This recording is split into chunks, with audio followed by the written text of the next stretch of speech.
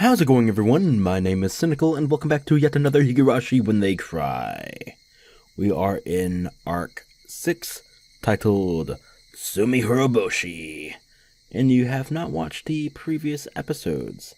Please, go click the link that is in the description down below, because that will bring you to the playlist, and you can enjoy all the previous episodes that you want, leading up to this one, especially the last one. The last episode previous to this one, it was, how should I say this? Fucked up. I almost vomited quite a few times. It's fantastic. So if you're into that, yeah, you go listen in on that shit. But without further ado, let's continue.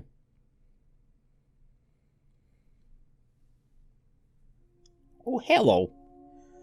About homing ability and homesickness.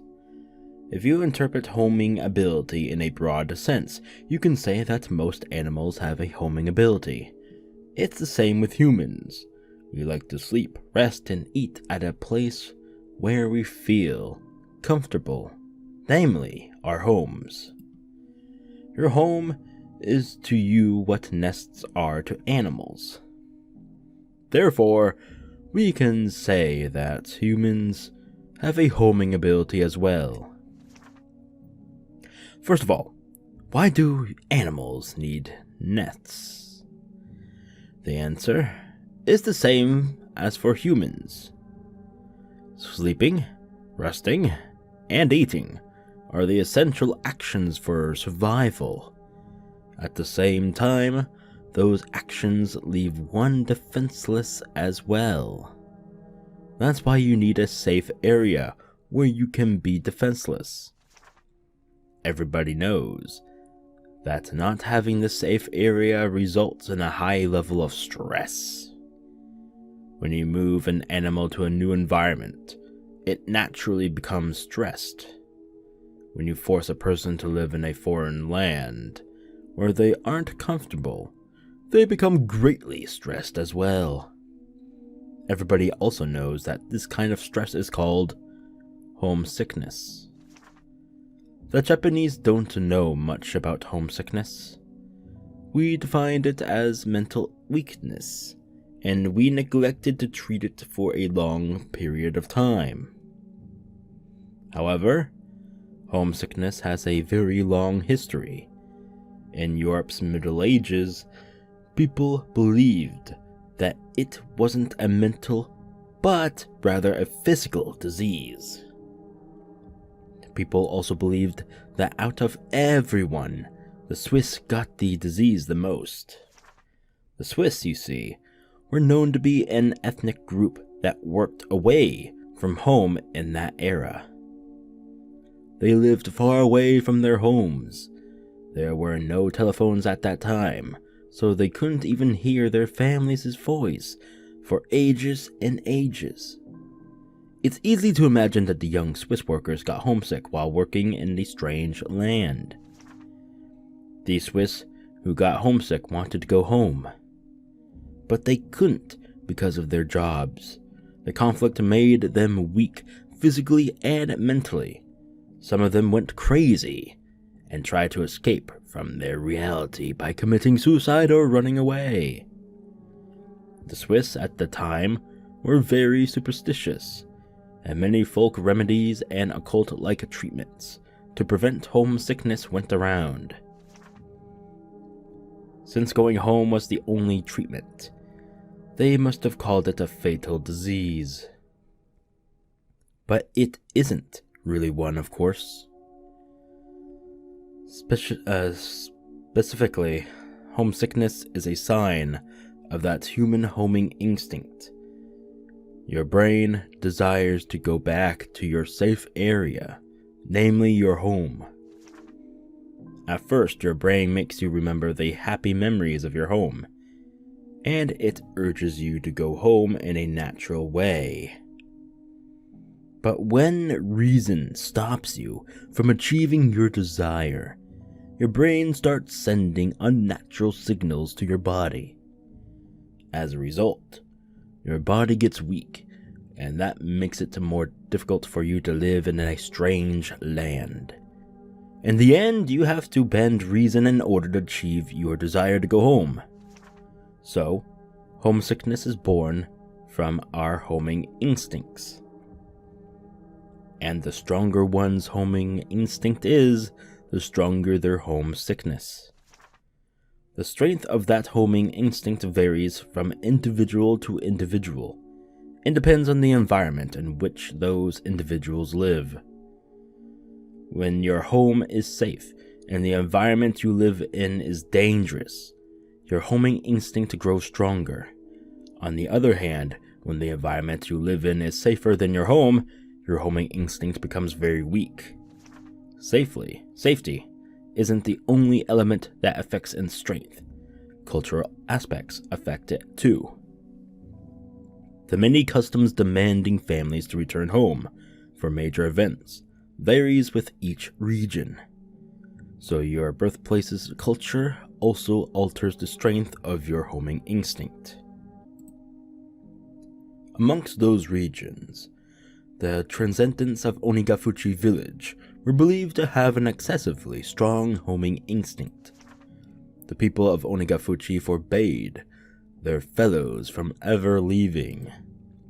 Many believed that this was the effect of the elitism and the sense of purity I already mentioned before. People today still strongly believe that Oyashiro-sama puts his curse on you if you break his rule and abandon the village. This superstition can be interpreted as homesickness.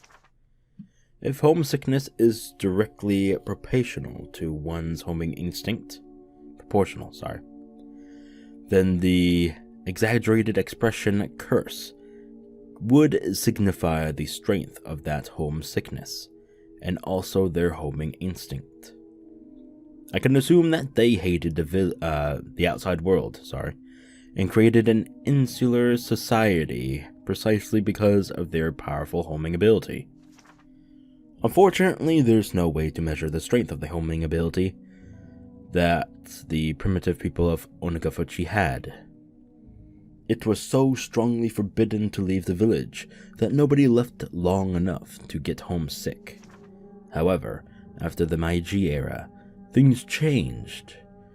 The sacredness of Onikakushi dwindled, and the efforts of modernization. Many young people started longing for city life, and some people were forced to leave the village to get a job. As a result, villagers started venturing outside the village borders. That was when the transcendents of Onikakushi realized how strong their homing ability was for the first time. The residents of Hinamizawa got extremely homesick. After a while, people started to call this homesickness the curse of Oyashiro-sama. It became rumored that a person who left the village to get a job in a strange land was cursed, that he went crazy and died, and people who had left the village started coming back to either it or their nearby town. Nearby town being Okonomiya? Their homesickness and their homing ability were very strong because of their culture. It's reasonable to think that these were cultivated by the unique religion in Hinamizawa, namely the cult of Oyashiro-sama. From the moment they were born, they were taught the rules of Oyashiro-sama. They must have felt guilty about leaving the village unconsciously. As a result, they considered their homesickness to be the curse of Oyashiro-sama. I'm not sure if their homesickness got stronger because of the rules of Oyashiro-sama, or if they made the rules of Oyashiro-sama because their homesickness got stronger. It's like a vice versa thing. I don't know which came first. I got tired of reading such small print, and lay down on the floor on my back. The true identity of the curse of Oyashiro-sama is homesickness? Mio-san believed my story, and she let me read the scrapbooks. That's why I expected to find something interesting. But what it's saying is that the answer to all of it is homesickness, which many doctors told me so many times at counseling. I'm a little upset. The word homesickness can't explain the extraordinary experience I had. I saw Oyashiro-sama come down to me from a bright light in the bathroom. I saw the dusky red and nasty maggots coming out of my blood vessels. This scrapbook doesn't explain any of that. I don't understand how Mio-san was going to explain the cloud of maggots.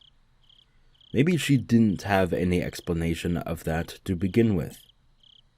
Was it just a delusion?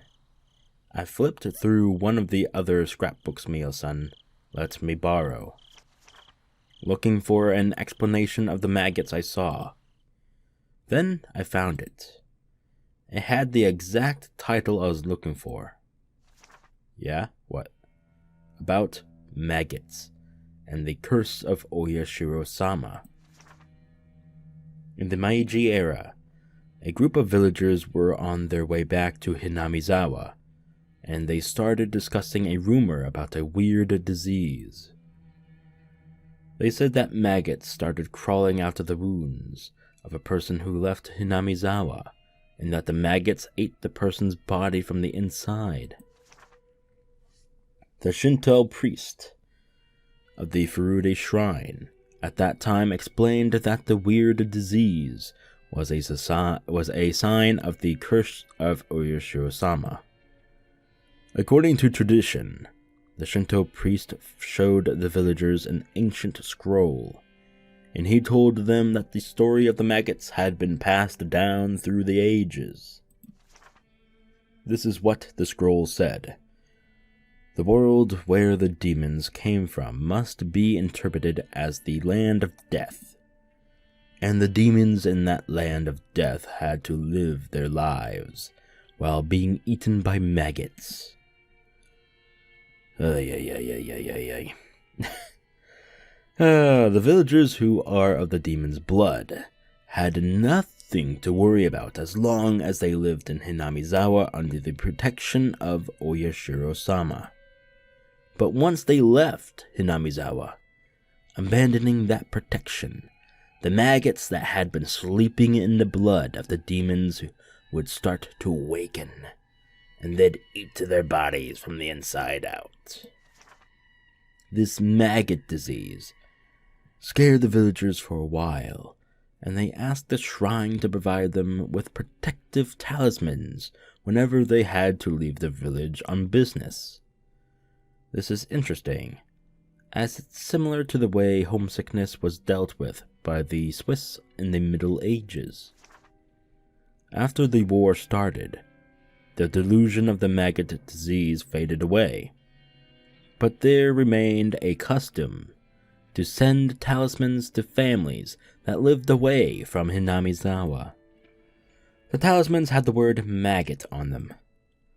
But the most interesting part about all of this is that the residents of Hinamizawa didn't know about the maggot disease until the rumors began. I thought that their unconscious worship made those people think of homesickness as a curse. So this case of the previous unknown maggot disease directly contradicted the research I had done so far. It's natural to think that the group of people who were on their way back to the village were lost in a mass delusion, because they strongly believed in the curse, and that the Shinto priest took advantage of their state of panic to instill a deeper faith in them. But I'm not fully convinced that it was merely a coincidence that this mass delusion matched with the story in the old picture scroll. I wonder if it's possible to see maggots in a wound without having the prerequisite knowledge when a person is cursed by Oyashiro-sama. I wish Oyashiro-sama. Fucking Christ. Say that name so many times in a row. Fucking Christ, tongue twister. Would put his curse on someone I could study. I'd love to see those maggots coming out of someone. You are a disgusting bitch. Fucking Christ. I felt as if Mio-san was here and making that request of me. I remember when she gave me the scrapbooks, she said that I might be the only one who could understand them. I felt good just for a moment, because I found out that the maggots weren't a delusion. But at the same time, it destroyed my excuse that it was a delusion. The maggots weren't a delusion. They were there. All of a sudden, my wrists, elbows, inner thighs, and neck started twitching and itching. I added an extra word. Fuck it. It kind of fitted perfect there anyway, so whatever. I felt the urge to cut open a blood vessel, but I quietly held it down. I remembered that Mio-san looked very serious when I talked about the maggots. Jesus fucking Christ, we're talking a lot about the fucking maggots this episode, aren't we? She must have thought it was creepy, but so did I. While I was crying because nobody believed me, a part of me didn't want to believe that my body was filled with those creepy things. I think part of me wanted to believe that it was a delusion. But now I know it wasn't. It wasn't a delusion. There were some people who had the same experience. Maggots in the demon's blood will awaken when you lose the protection of Oyashiro-sama. In other words, they may not awaken under the protection of Oyashiro-sama. But all the villagers still have the maggots in them without knowing it. People of the demon's blood are people who have the creepy maggots in their bodies. I tried not to jump to conclusions and flipped through the pages again. I unconsciously looked for something related to maggots. Jesus Christ, she's so fucking hung up on this fucking maggot shit. About parasites and control of the host. The maggot disease made me think about something.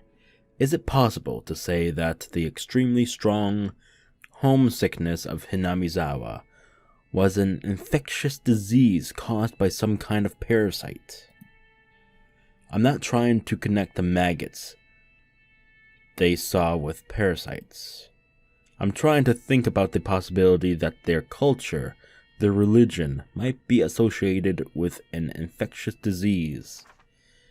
Many infectious diseases are caused unintentionally by parasites. A parasite's host is literally its home. It wants to live within the host's body for as long as it can. The best way to do that is to coexist with the host without the host knowing it. But some parasites try to control their hosts and use them for prosperity. For example, some parasites have an ability to control their host in order to force them to be eaten by a superior host. A typical example is the... Holy fuck, I don't know how to pronounce this shit. Dicotyledon dentric... shit, I really wanted to try and pronounce this. Dentriticum? Fucking Christ, I butchered those two words so hard, I'm so sorry. But what the fuck? What? Okay, anyway. It uses snails or ants as a intermediate hosts, and it forces them to move to the upper side of vegetation so that it's easier for a superior host to consume it. That's fucked up. One parasite that controls more complicated animals is called Toxoplasma gondii? It uses mice as intermediate hosts, and with the superior host being cats. Oh fuck, ew, ugh. This parasite makes a mouse lose its fear of cats in order to increase its chance of getting eaten, so that the parasite can live within a cat instead. Jesus Christ, what the fuck is this shit? There are parasites that choose hosts at random. The rabies virus is commonly known for that. It lives and breeds in the brain of a host, and it moves into the host's saliva through the salivary glands. It makes the host extremely aggressive. Oh, by the way, I noticed while we editing my last video that the music was not that loud, so I will boost it quite a bit. Alright. Anyway, back to whatever this fucking shit is. It makes the host extremely aggressive in order to make it bite things randomly so that it in turn can move into other hosts through the saliva. That's what rabies does. Many parasites have a similar ability to control hosts to their benefit. The examples I used above are about the parasites that move into other hosts to prosper.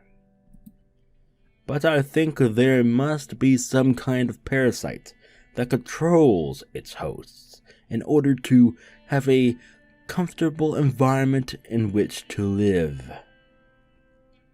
I want to try to connect this theory to the abnormal homing ability and homesickness of the Onikakushi residents. Let's say there's some kind of parasite that exists in Hinamizawa, and it lives within all of the villagers' bodies. For the parasite, Hinamizawa is the most comfortable environment to live in. So it gives the host a strong homing ability in order to make them stay in Hinamizawa. Oh my god, that's actually fucking like...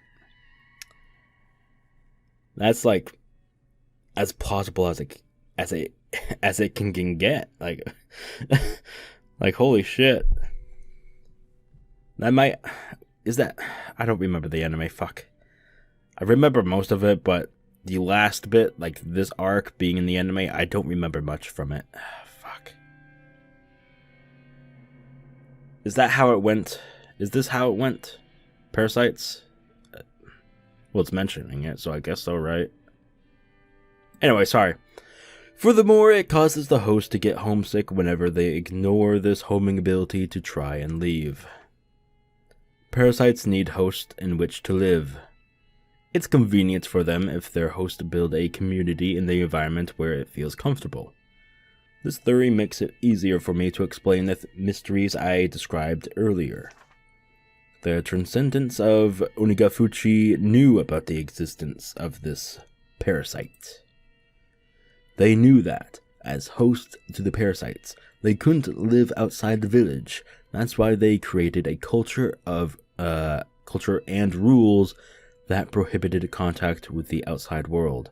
And by the way, there is so much reading with no fucking breaks, so if I mess up, I'm sorry. It's gonna happen a lot. It also explains, like that, why people acted so abnormal during the dam conflict. So the demons that came out of the swamp in the legend of Oyashiro-sama can be interpreted as the mass spread of the parasite. The story about the demons attacking the villagers must be a metaphor for the behavior of the infected villagers who were controlled by the parasite. This theory is too crazy. I should have just laughed about it. It's crazy, sure, but it's actually fucking plausible. I mean, parasites hosting people and environments, it's an actual thing, and it's fucking scary as fuck if you think about it. I mean, they can live within your, body and shit, and it's fucking disturbing as fuck. Especially when, there's me with my phobia of bugs, parasites are bugs too, and... Okay. Yeah, I feel very comfortable right now. But I felt bad for Mio-san, so I decided not to. Hinamizawa is controlled by a parasite. You could use that theory to explain how the maggots came out of me. I felt a little bit dizzy. I was so confused, and a part of me thought it was ridiculous, and another part of me thought it was more convincing than any curse. But Mio-san was probably erased because she wrote these scrapbooks. If so, the contents of these scrapbooks must be something that they can't ignore. They'd try to get all of her scrapbooks and consign them to oblivion. Oblivion! My god! What if they noticed some of her scrapbooks are missing? I felt a chill running through my spine. I have to keep it a secret that I have these scrapbooks, and I'll have to try to understand more about their contents. I remember Mio-san told me that the three families are behind this series of the mysterious deaths, and that they're trying to resurrect the cult of Oyashiro-sama. According to the theory I just read, the parasite must be trying to maintain the current environment of Hinamizawa. The healthiest environment for it is a completely closed village, just like the primitive Onikakushi. It must be very comfortable for the parasite if no hosts go outside the village. They don't even like that the villagers often leave the village to go shopping. That means the parasite would try to goad the hosts into resurrecting the cult of Oyashiro-sama. I remember there was an article in the scrapbook saying that the demon's blood runs thickest in the three families. That would mean that they have a larger amount of the parasite in them than the other villagers, and that they're under its control. The three families seem to be planning to bring the village back to the Onikakushi era. Reviving the Watanagashi festival after the dam conflict can be interpreted as their desire to revive the faith that had started to fade away in the Meiji era. The three families, especially the Sonozaki family, have a great influence over the region and the public organizations. What's going on here? I'd thought of this to be a poorly written theory, but the pieces fit together, one after another. I've never played a jigsaw puzzle as crazy as this. I felt my brain swirling due to this absurd theory. A part of me thought this was ridiculous. Another part of me thought I might be about to expose an unbelievable truth. When I tried to look into the center of it, I felt as if I was going to fall into the whirlpool and drown. I'll have to devote myself to reading more seriously.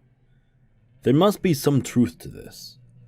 It caused misfortune and made my life miserable after I moved to Ibaraki. I might be able to find a truth, including the cause of my parents' divorce and my desperate behavior. Right then I heard a knock on the door all of a sudden, scaring me. I hid the scrapbooks under a cushion. Reina, 電話が来てるぞ。電話？こんな時間に？誰だろう？本屋さんからだぞ。本の取り寄せとか頼んだのか？沖宮書房の大石さんって人からだ。Oh my god. Really? Man, these little intermission screens are coming in a little bit too fast there. What the fuck? I opened the windows, but all they let in was heat and the cries of the cicadas. 味いな。味いね。 It was break time between classes, but we couldn't really get any rest. Mion and I leaned on our desks, exhausted by the heat. The younger kids sure are tough, considering how the heat wasn't bothering them at all. They were running around the classroom despite the temperature. The youth. やっぱりさ、都会の学校だと教室にもクーラーとか入ってるわけ？ Most cases, yeah. そんなことねえぞ。 What? あるのはせいぜい職員室ぐらいだな。 Over here in America, they do. At least in my schools, they did. What the fuck? うわぁ、それは羨ましいね。Damn. They really don't like kids over in Japan, do they? What kind of fucking system is that? Really, no air conditioning in the classrooms during these hot, blistering times? Are you fucking all insane? 生徒みんなで職員室を襲って占拠とかしないの？その辺の発想が実にミオン臭い。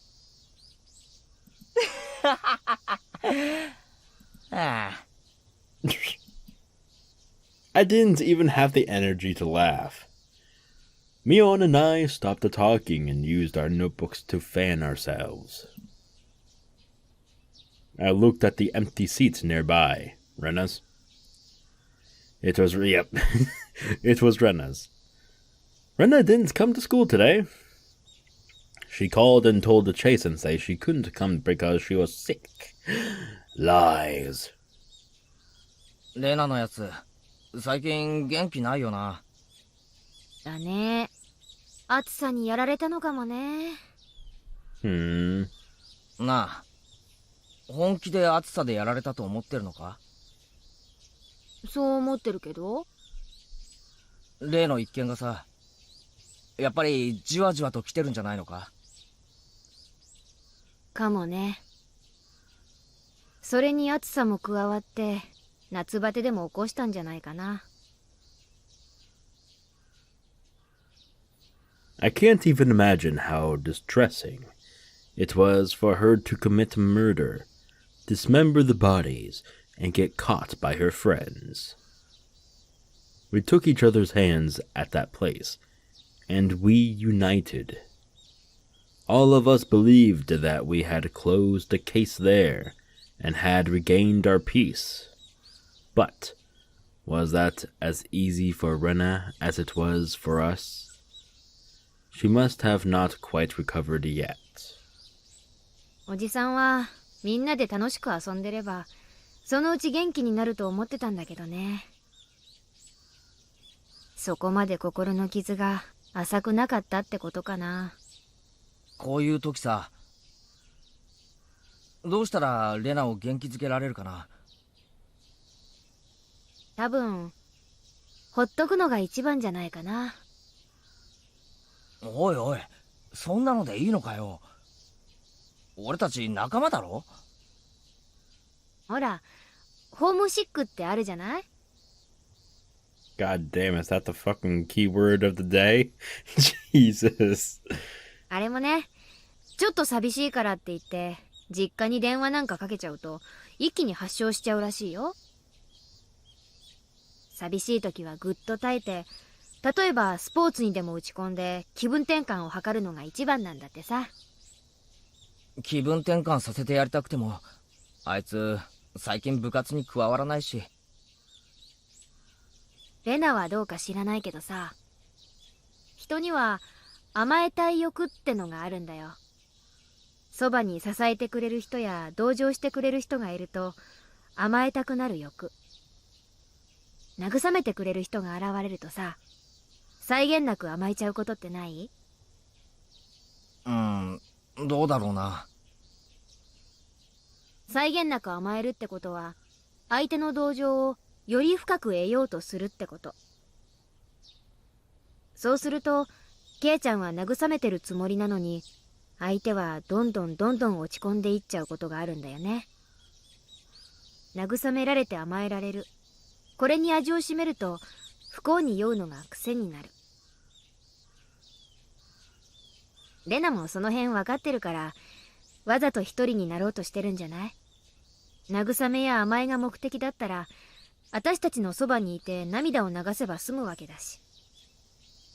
じゃあ落ち込んでるレナをどう励ませばいいんだよ。女の心情としては、辛さを励ましてくれるより忘れさせてくれる方が嬉しいね。慰めるな、励ますな。なんだよ、お手上げじゃないかよ。Basically. 慰めるな励ますなは心理カウンセラーの鉄則だって知ってる？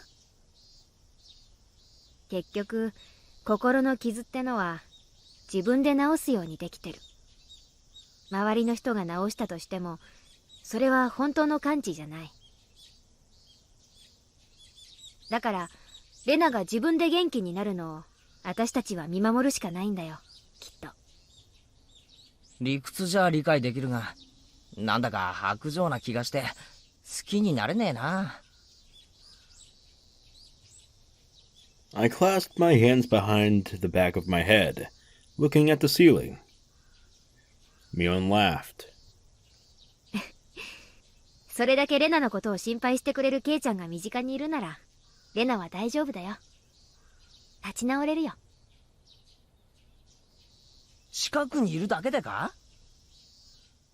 うさんくさいな。ケイチにだってできることがありますですよ。Yes, what is that, Rika? Rika-chan spoke up. I wonder how long she'd been listening to our conversation. 俺にもできることがあるのか？レナが話したいと思った時や打ち明けたいと思った時に静かに聞いてあげることなのです。聞くだけでいいのか？励まさなくていいのかよ。ケイちゃん、打ち明けるだけで心が軽くなるもんだよ。静かに耳を傾けるのが何よりも嬉しい時ってある。Mm-hmm. ミーの言う通りなのですよ。レナが話したいと思った時、いつでも話しかけられる場所にいてあげるのもきっと仲間として大切なことなのだと思いますです。Mion and Rika-chan were absolutely right. I was going to pat Rena on her shoulder and tell her to cheer up when I saw her next, but now I know that would have been one-sided on my part. Rena doesn't want to feel down herself. She wants to cheer up if at all possible. If I cheered her up irresponsibly, she'd be very disappointed, because she'd think that I didn't understand her pain. そうだな。俺、ちょっと人の心ってやつを理解しようとしてなかったな。レナを励ましたいのは俺の欲求であって、レナの求めることじゃない。ありがとな、二人とも。俺、ひょっとすると今日まで何か勘違いをしてたかもしれないぜ。On that day, I thought I cheered her up, but I started to doubt if I had reached her heart. I might have just been dragging her someplace where I wanted her to go.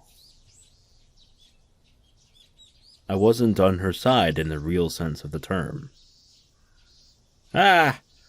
All of a sudden, Rika-chan patted my head. Oh, pat, pat, pat. ケイチは一番のレナの味方ですよ。それは疑わなくて大丈夫なのです。Hell yeah.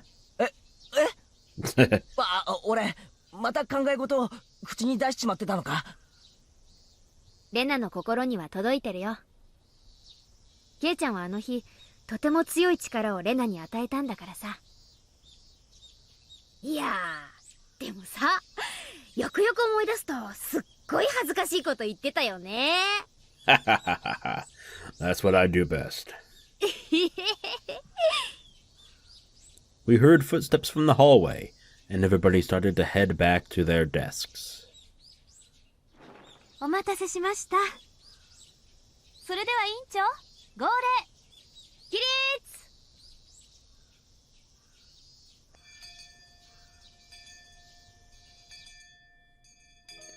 We didn't have a club meeting that day because Rena wasn't around. That worked out for me, because I had an errand to run. It wasn't a big errand. My mom wanted me to use her point card to get some detergent. I didn't see the point of going all the way to the store just to get detergent, but my mom told me to go because she's busy helping my dad with his work. Fine, Mom. God.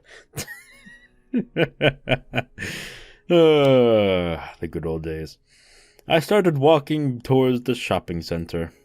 I noticed someone was watching me, hiding behind a distant tree. I wonder who would do such a mischievous thing. I stared at them to find out who it was, at which point they emerged. Oh? レナじゃねえか。Hi. Are you feeling better now? I was about to say that, but I swallowed the words. Somehow Rena looked very serious. どうしたんだ? Rena put her index finger to her lips, told me to be quiet, looked around carefully, and beckoned me to come over. I had no idea what was going on, but I followed her instructions, shut my mouth, and ran to her. Rena gestured for me to squat down to hide in the shadow of the bush. I didn't know why I had to do that, but I could ask her the question later. I just followed her orders for now. Rena looked like she was making sure no one was following her. If it was Mion, she'd do something like this just to fool me, as a joke, but I know Rena doesn't do things like this for fun. I had no idea what kind of situation I had gotten myself into, but I could feel how tense it was, and I made myself as small as I could. もういいよ。ごめんね。 The tone of her voice made me relax a little. どうしたってんだよ、一体。多分私、誰かに最近後をつけられているの。Paranoia. Feels so good. なんだって。Who would follow her? When I thought about it, I realized how stupid the question まさか was. 警察かよ。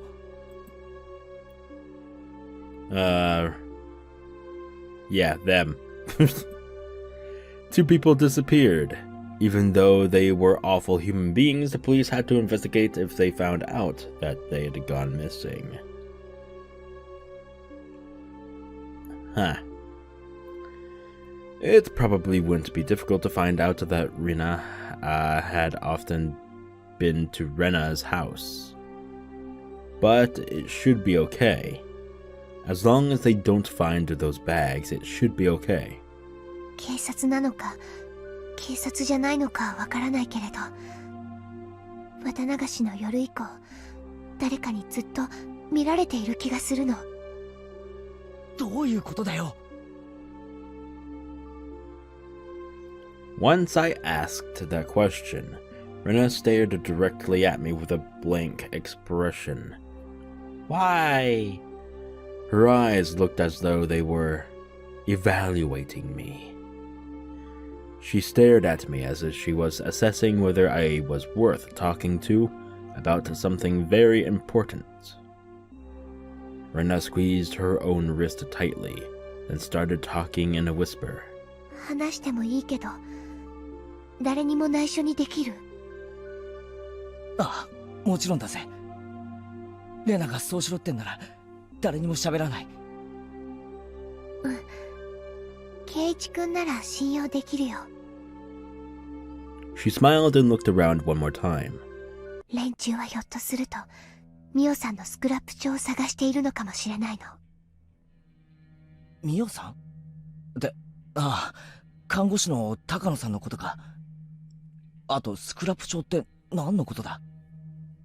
秘密の捜査になっているって言ってたから、多分、圭一君は知らないよね。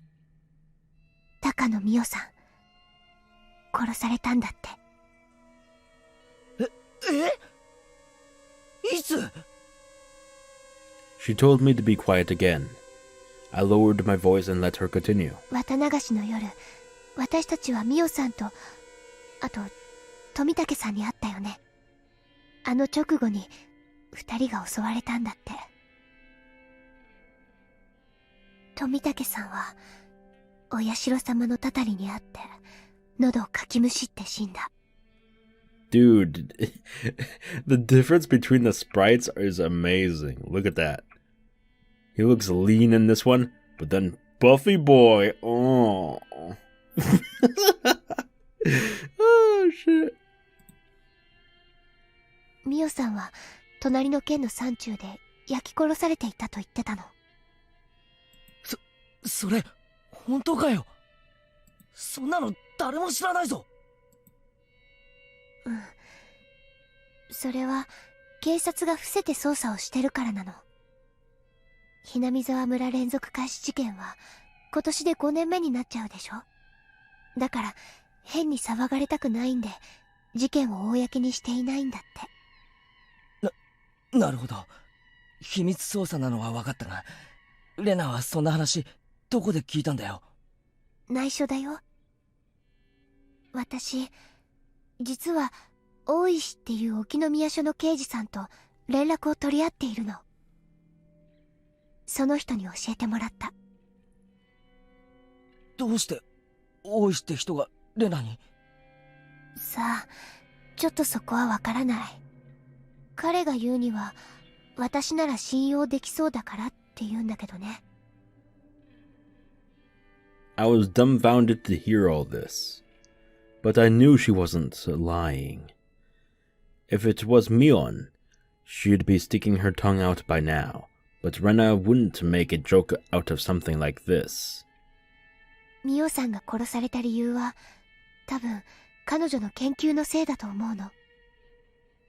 ミオさんが、この村の歴史とか民族学とか、そういうのを熱心に調べてたってのは知っている？なんとなくは聞いたことある。Takano-san was interested in the occult and in mysterious things. I remember Mion once told me that she was studying the village's legends of man-eating demons out of curiosity. 彼女は多分、その研究の中で、この村に関するある重要な秘密を知ってしまったの。あるいは彼女は、そんなにも確信には踏み入ってなかったのかもしれないけど、そうは思われなかったんだろうね。ちょっと待て。この村の秘密ってなんだよ。私は、ミオさんのスクラップ帳をほんの数冊借りて読んだだけ。でも、彼女が特に大事にしていた秘蔵の数冊だから、かなり重要なことが記してあったと思う。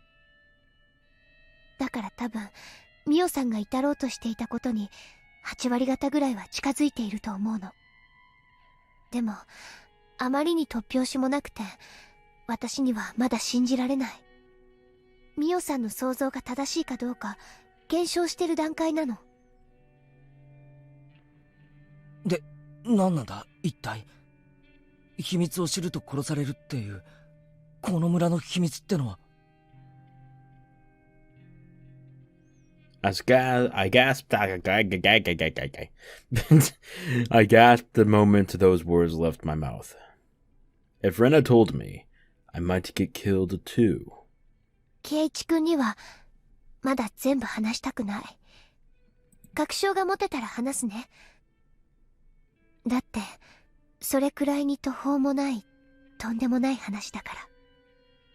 確証ってなんだよ。例えば、予備知識のないことは、私自らがその存在を検証できているけど、他にもたくさん未検証のことがあるの。それらを埋めていかないと、私ですら、にわかには信じられない。Maggots. I was totally lost now, and I wanted to ask her some questions, but I decided not to cut in. It was so hot outside. But Rena held her arms as if she was cold. レナ、俺はいつだってお前の味方なんだからな。俺だけは信用してくれて構わない。ありがとう。その一言がすごい嬉しい。From her expression alone, I could tell that she really meant it. I could also tell that she was involved in something very big, and that she felt lonely because she couldn't tell anybody else about it. I had to be on her side while she was going through a difficult time. 私とね、今日ここで出会ったことは内緒にした方がいいと思うの。私と接触があったことが知られたら、圭一君にも危害が及ぶかもしれないから。わかった。俺に何か協力できることはないのかよ。今はない。でも協力をお願いできることが分かっただけで、今の私には心強いよ。最後には頼らせてね。おう、任せとけ。車が来る。Rena pushed my head into the bush. I went along with it and crouched down even lower in the bushes. We stayed quiet for a while. I could hear a car coming closer, and after a while a white van passed by. I was surprised at her hearing. She heard the car coming even when it was still far away in the distance. 今の車、ナンバー見えた？いや、ごめん。見えなかった。私もちょっと見えなかったけど、多分さっきと同じナンバーの車だと思うの。その、レナを尾行しているとかいう連中か？多分。普段車なんか通らない道で、今日は何度も追い上げられるの。その度に私は隠れてやり過ごしているからいいんだけど、どうもおかしい。そいつらなのか？高野さんたちを殺して、レナが持ってるスクラップ帳を狙っているという連中は。多分。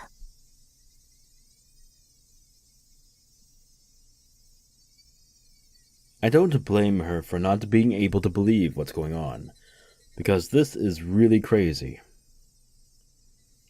Takano-san uncovered something really significant through her studies. The people who want that information hidden found out about it, and they killed her on the night of Watanagashi, copying the curse of Oyashiro-sama. They're looking for the scrapbooks, the fruits of her research, and Rena has them. That's why they're trying to kill Rena? じゃあ、レナの家が危ないってことはないのか？大丈夫。スクラップ帳はゴミ山の私の隠れ家に隠してある。お父さんが不安だけど、何も知らないからこそ何も危害が及ばないかもしれない。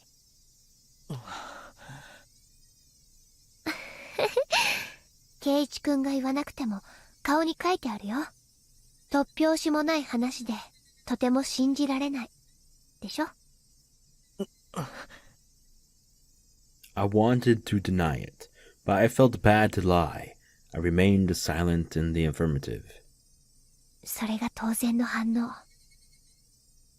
私だってミオさんのスクラップ帳を読み始めた最初はなんだこりゃって思って全然信じられなかったもの。すべてに目を通してようやく何かの筋が見えてきたんだもん。すまん。もちろんレナの味方になりたいのは本心だ。でも話が全然見えないんで、どう助けてやればいいかわかんないんだ。話せば圭一君の身にも危険が降りかかるよ。レナにはすでに降りかかってるんだろ？ならおあいこだぜ。気にするな。わかった。話す。多分ミオさんたちを殺したのはhinamizawa御三家。もっとはっきり言ってしまえばみーちゃんの家である園崎本家。どうして？圭一君も過去の連続開始事件は知ってるよね？ああ、ダム戦争の時の村の旧敵ばかりが毎年犠牲になっていくっていうあれだろ？この連続開始事件はダム戦争の清算のようなものなの。村の裏切り者を片付けることによって本当の意味でダム戦争を終わらせようとする。確かにそう見えないことはないよな。誰もがはっきりと口にはしないが、うすうすと園崎家の仕業だと疑ってるみたいな話は聞いたことあるぜ。でも裏切り者を制裁するなら別に綿流しの場にこだわらなくてもいいんじゃない？毎年たたりで一人、鬼隠しで一人なんてスローペースで殺す必要はない。そうでしょ？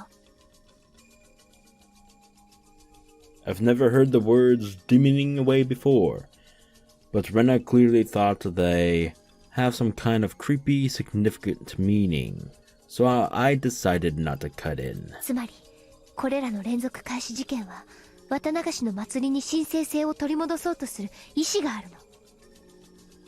もっと踏み込んで言うと、明治以降に失われた鬼ヶ淵村の神聖性を取り戻すための段階的イベント。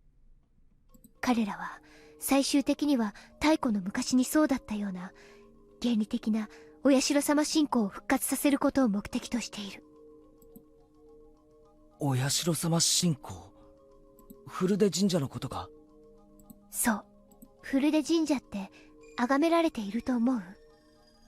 お年寄りの人は敬っているけど、それだけだよね。子供たちは境内を遊び場くらいにしか思ってないし、ほとんどの村人たちも地域の集会所くらいにしか思っていない。その神聖性は失われている。それがダム戦争をきっかけに蘇ったの。彼らはそれをお社様信仰を復活させるいい機会だと捉えた。ってことはつまりお社様信仰の信者たちが裏で暗躍しているってことか？そういうこと。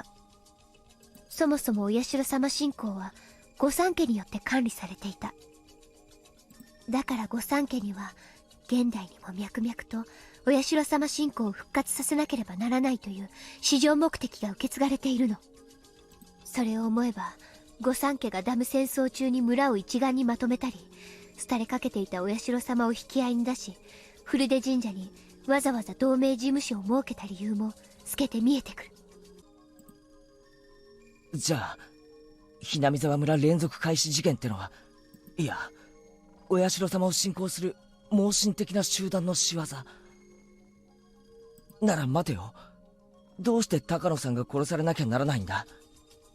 それは御三家が鬼ヶ淵村と呼ばれた太古からずっと隠してきたこの村のある重大な秘密に関係があるの。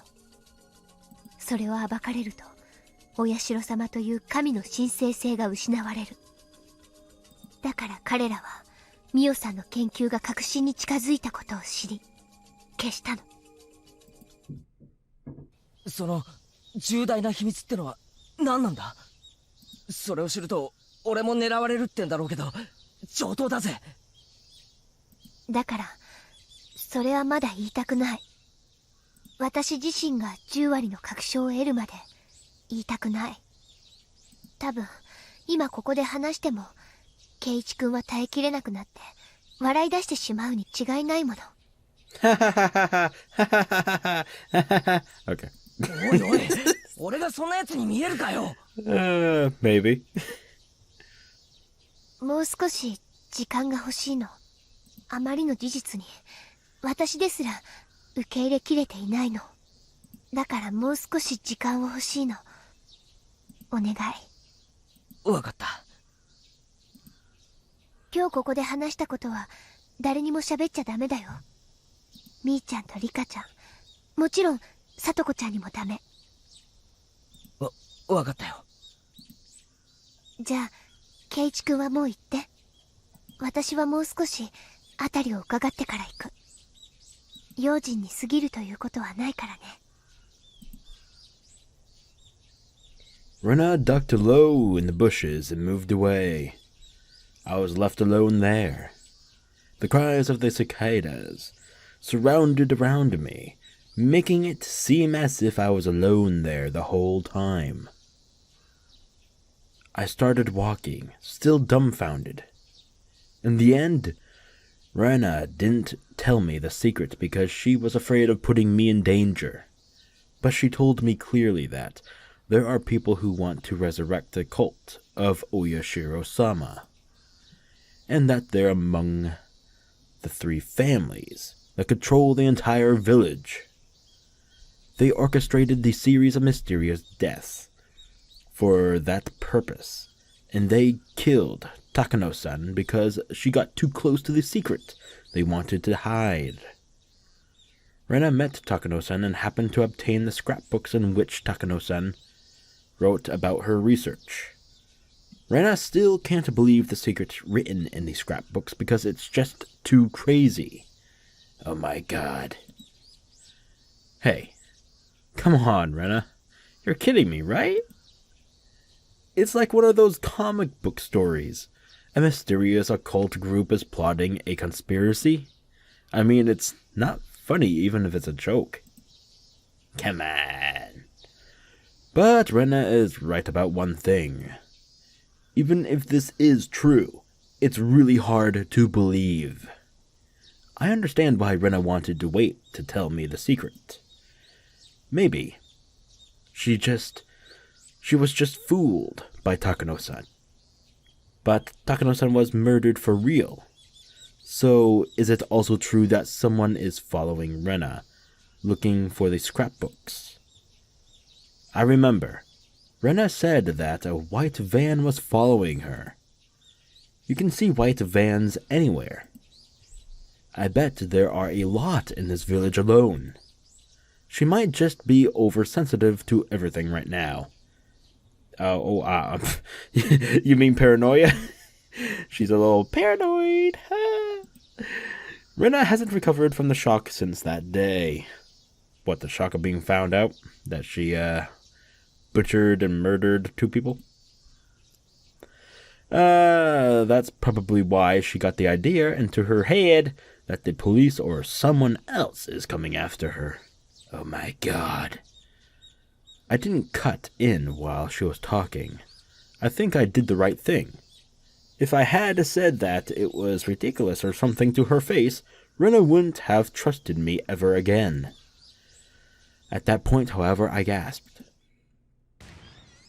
A white van was parked on the side of the street. I wasn't sure if this was the same car that passed by earlier, since I didn't see the plate number. But the number of people in the car and the ambience of it was similar to the one earlier. Okay, yeah, there's a chime. I don't know. I thought I was hearing shit, but no, I wasn't. And there's one other thing that looked suspicious about it. There was no reason to park here. It was on a small road in the middle of the woods. There's nothing around here. No traffic lights, no vending machines, and no public phones. I probably wouldn't notice it under ordinary circumstances, but I felt something was wrong. And once I noticed how odd it was definitely suspicious. There were 4 men in work uniforms in the white van. The driver was smoking a cigarette, but the other men were just sitting there, doing nothing. If they wanted to take a break or have a smoke, they could have chosen a better place than here. It was possible that they stopped because they had to go to the bathroom really badly, but it didn't seem that way either. They didn't look as comfortable or relaxed like they would if they were taking a break. They looked like they were waiting for something to happen. There was a deep tension in that car. Could they possibly be waiting for Rena? No way. I didn't see anybody walking around here. This road is a back road. Nobody really uses this road, let alone by car. But it's impossible. I felt bad for Rena to even think about it, but this must be something that she got into her head because she's feeling victimized or something. She must be imagining things because she's still nervous from when her friends caught her in the act of killing Rena and Teppei. Nii-chan. Oh, fuck. I heard someone say that when I passed by the van. He couldn't mean me. He didn't even know who I was, so I assumed he was talking to one of the other people in the car. I pretended I didn't hear him, and I kept walking by, and then he said it again, and honked the horn as well. 兄ちゃん、すまんね。学校の帰り会ね。He had a strong accent similar to that of the older villagers. He must live here, but I didn't know him. I could tell he didn't know me either, because he didn't call me by name. はい、そうですけど。兄ちゃん、学校からこの道をずっと歩いてきたんで。ちょうど文房具屋の角を曲がって。そうですけど、何か？ They were probably lost, I thought. This village has many small turns, and you can easily get lost when you try to take a shortcut. So they must have been waiting for someone to ask for directions. But then he said something disturbing. 兄ちゃんさ、この道の途中で女の子に会わんかったかいね。え、え？白い帽子に白い服を着た女の子なんよ。紫のリボンもついと。会わんかったかいね。They were definitely talking about Rena. いえ、会ってないです。I wasn't ready to hear them ask that. Rather, I was scared. That's why my voice got all shaky. Up until that point, I couldn't believe Rena's story. I thought it was ridiculous. I actually laughed, if only to myself. Hey, me too. That's why I wasn't ready at all. My heart was beating fast, and I was sweating all over. I immediately answered, no, I didn't, but it might have sounded like an obvious lie. The driver stared into my eyes. He looked like he was trying to figure out if I was lying or not, and my legs started to shake. I felt like a frog under the glare of a snake, and I couldn't move a muscle for a while. But I think the same went for those men too. They were clearly a suspicious group, and they had just asked a villager about a girl out of the blue. Anybody would get suspicious. And I was right. The man broke the ice and started making excuses before I even asked him why he wanted to know about the girl. ああ、そんな深い意味はないんね。さっき女の子を追い抜いたのによ。来たのが男の子だったから、あれと思っただけなんね。そうですか。Wait, what? What was the fucking excuse?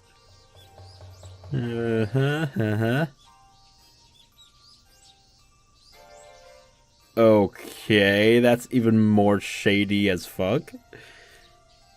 What? Oh, okay, whatever. 忘れてな。Yeah, I think I will, thank you. ごめんな、兄ちゃん。Yeah, can I go now? Can you all just fuck off, please? うちら、もう行くんて。Yeah, you do that. The man started the engine and drove away. Yeah, that's a good idea. Get the fuck out of here. After they left, I saw nothing. That's right, nothing. Nothing at all. Nervous laugh. There was no reason why they had to park here. So, were they really waiting for Rena?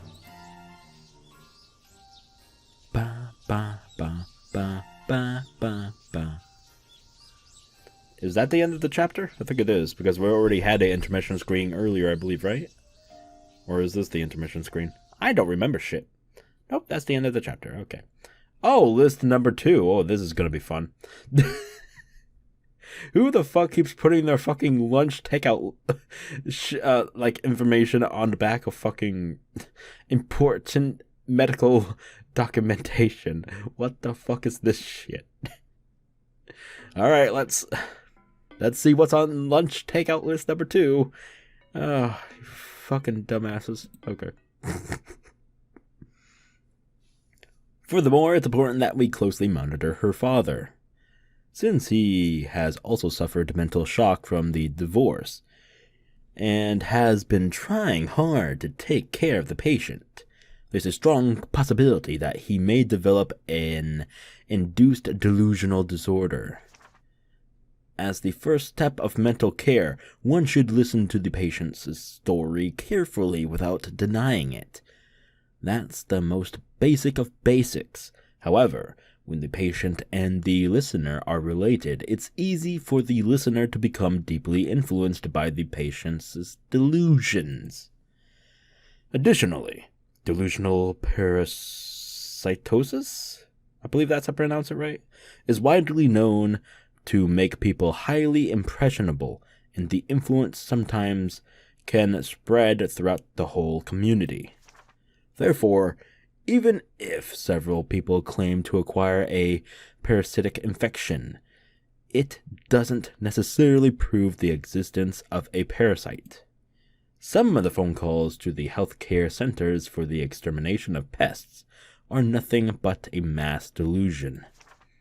Since the subject matter of the delusion in this case is extremely rapid, the patients might harm or even kill each other in abnormal ways, believing this to be the treatment for the disease. They might also give up hope and commit suicide together in the worst case.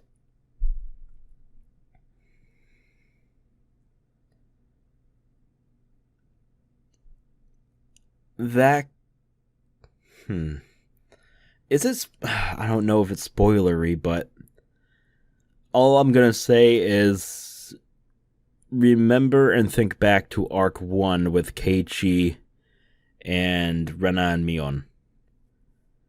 And the fact that the patients might harm or even kill each other in abnormal ways, believing this to be the treatment of the disease. They might also give up hope and commit suicide in the worst case. Basically explaining that. The fuck? Dude, that's like fucking spot on. What the holy hell? This influential delusional disorder, otherwise known as shared psychotic disorder, shows a particularly strong possibility of influencing close companions. Anyone who is going to contact the patients must be made to understand that the patients are under medical treatment and must be warned not to be influenced by the patient's delusions. Individuals who are likely to be easily influenced are the patient's family members and people who deeply care about the patients, such as boyfriends or girlfriends.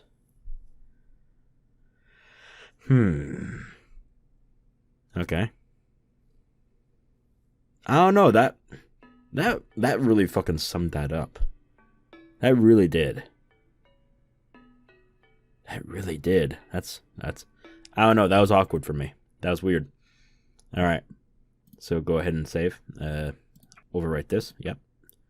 And we're gonna go ahead and continue. 2 chapters in 1, baby. We're gonna do it again. Do it again. Again and again. What? すまなかった、レナ。俺はどこかでレナの話を疑ってたよ。本当にすまない。いいよ、ケイチ君。そのおかげで待ち伏せをやり過ごせたんだしね。あいつらは何者なんだ。そのお社様信仰を復活させようとする信者の集団の手先。彼らにはそういう自覚はないと思う。彼らを操っている黒幕はそうなんだと思うけどね。多分ダム戦争の当時から陰で様々な工作をしてきた連中なんだと思う。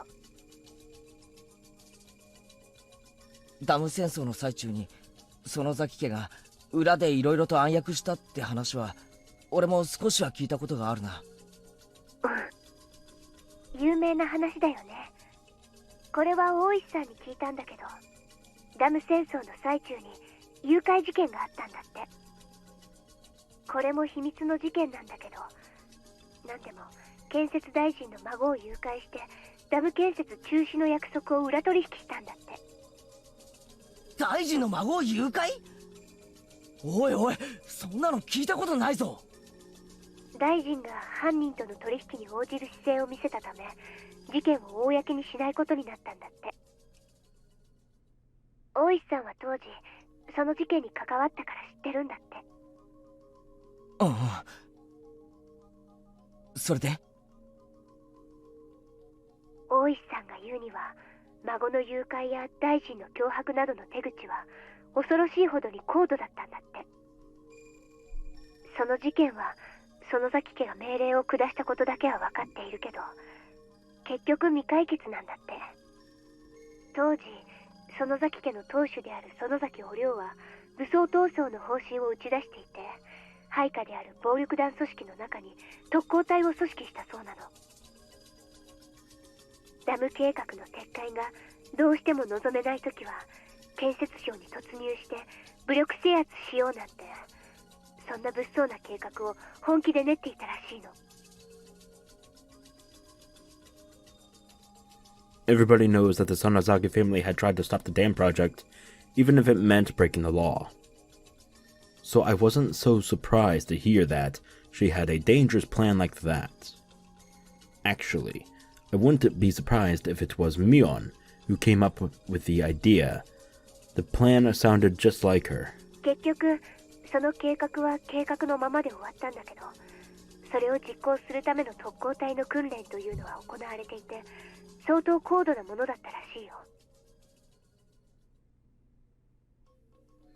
Oishi had uncovered the information right after the dam conflict ended.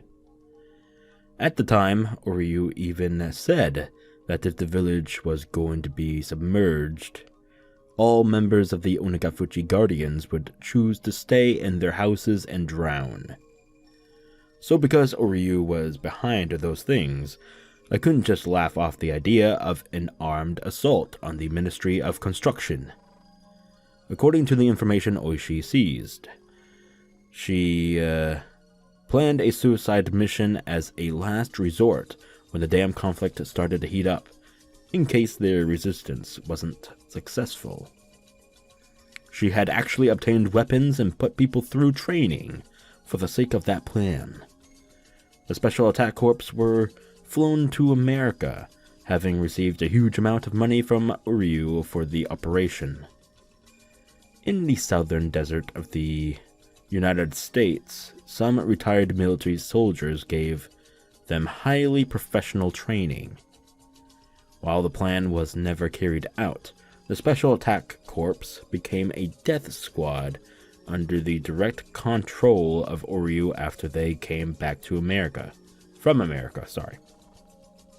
They were involved in many unsolved terrorist incidents, and they succeeded in kidnapping the grandson of the minister as well. 嘘みたいな話だな。Yeah, it does. 兄ちゃんがよくヘリの操縦から無線機まで何でもできるみたいなことを言うでしょ。あれは本当。兄ちゃんも当時その訓練に参加してるらしいよ。じゃああいつ本当に？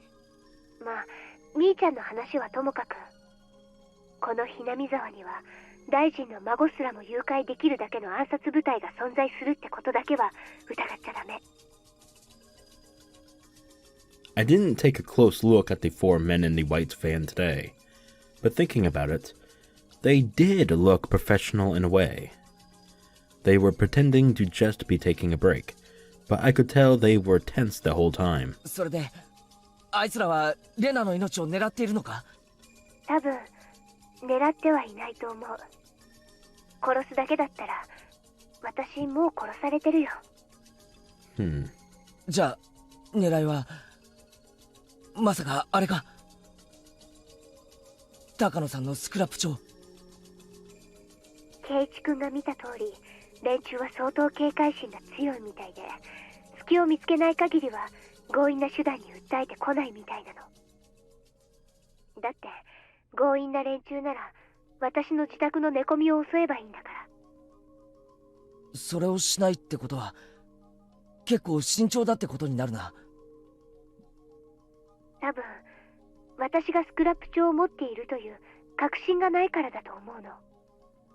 彼らはミオさんを殺し、持っていたスクラップ帳を全て処分しようとした。ところが一番重要な数冊が抜けていた。それで自分が狙われているのを察して誰かに預けたんじゃないかと考えてるんだと思うの。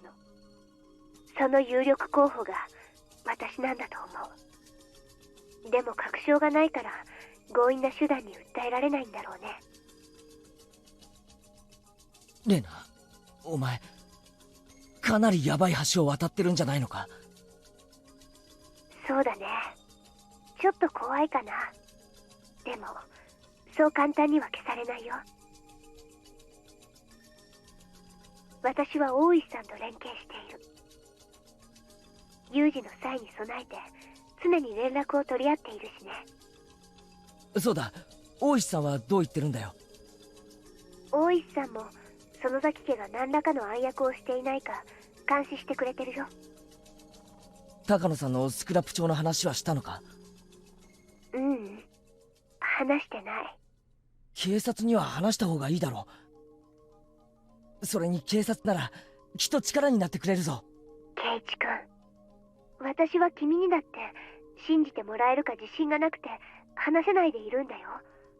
大石さんに話したって絶対に信じてもらえるわけがない。なあレナ、もう煙に巻くのはなしだ。話してくれ。一体何なんだ。何がスクラップ帳に書いてあるんだ。高野さんが消されるほどの何が書いてあるんだ。簡単に言うと、このスクラップ帳に書いてあることが事実なら彼らの神が貶められることになるの。神を貶める。そう、お社様の神聖性が失われてしまう。だからお社様信仰を復活させようとする彼らは絶対に伏せたいと思っているの。すまんレナ、もう少し分かりやすく言ってくれ。つまりどういうことなんだ。つまりお社様は神様じゃないってことなの。神様じゃない？ I had no idea what she read that made her so certain. But whatever it was, it'd be sacrilegious for people who believed so strongly in Oyashiro-sama. お社様の教えっていくつもあるけど、その原点はたったの一つしかない。それは中から出るな、外から入るなというもの。この大原則を守るためにその他の教義を発展させたと言ってもいいくらい。隣人を愛せとか家内安全とか縁結びの神様なんてのは本当に後から取ってつけたものでしかないの。 In other words, Oyashiro-sama existed solely to stop the villagers from going outside the village. Oyashiro-sama doesn't bless the villagers or protect them from disasters. The people believe that Oyashiro-sama does all that for them, but the truth is that the people abused his name for that purpose, generation after generation, and nothing more than that. Why did Oyashiro-sama descend in the first place? Because demons came out of the Onikakushi swamp and attacked people. 実はこの時点で解釈が違ってたの。鬼が湧き出して襲ったんじゃない。湧き出したものにやられると人々を襲う鬼になるの。湧き出したもの？どういう意味だよ、レナ。Whatever came out of the swamp possessed people, crawled into their blood, controlled them, and turned them into demons. People had no resistance against whatever it was that came out of the swamp. They became demons, attacked the other villagers, and turned them into demons as well. That's right. It was a weird, infectious disease that broke out from the swamp. It made the infected people go out of control. The villagers saw this disaster and explained it like so. Evil demons came out from the bottom of the swamp, possessed people, and turned them into demons as well. That is the truth of the story of the demons that came out of the Onikakushi swamp. 確かにそれだと伝説をうまく説明できるな。じゃあお社様ってのはひょっとして異国から来た医者？そうだね。正確には正しくないけど、そう、医者と呼べる存在。それが降臨して伝染病を治療したの。でもそれは治療ではなく対処療法でしかなかった。All his treatment could do was reduce the symptoms of the infection. Villagers could have their symptoms suppressed, but there was no way to kill the parasites that had infested them. Oofa. After a while, the village was divided into two groups. One group was made up of the people who were already infected, and the other consisted of the people who weren't. Without a cure for the disease, the uninfected looked down on the people who could only suppress their violent symptoms. They even talked about drowning them in the swamp. Jesus. But they knew killing the infected people wouldn't solve the problem. The parasites came out of their water sources, including Onikakushi Swamp. They couldn't fill them all in, for if they did that, they would lose their access to drinking water.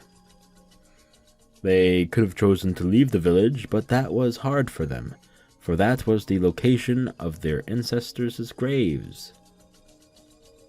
Under the power of Oyashiro-sama, infected people could live without showing symptoms. So, both those who were infected and those who weren't decided to live together equally and to coexist with the parasite. Oyashiro-sama was impressed by the villagers' decision. He decided to stay there and continue to treat them. それがお社様がこの地にとどまり、人と鬼の生活を見守ったの真相か。うん。そしてお社様は感染者である村人たちに症状を出さないために掟を作った。その最大にして唯一のものが村から出てはいけない、外から人を入れてはいけないだったの。外から人を入れてはいけないってのはわかるぜ。感染者を増やさないためだろ。でも出てはいけないってのはどういう意味なんだ？寄生虫たちは気候や風土の関係でこのHinamizawaの地でしか生きられないらしいの。だから宿主である感染者がこの地を離れようとすると強い症状を出してそれを妨害するの。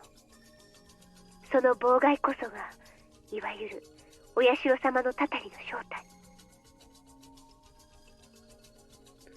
The strongest symptoms of the infectious disease were violence and delirium.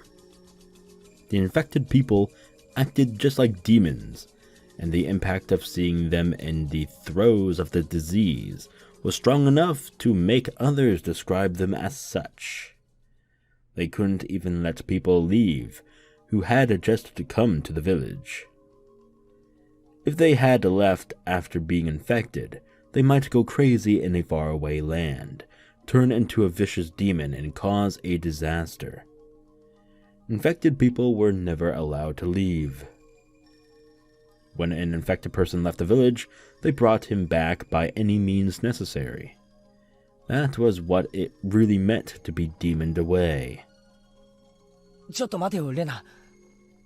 だとしたら、俺やレナも村人はみんなその病気に感染してることになるよな。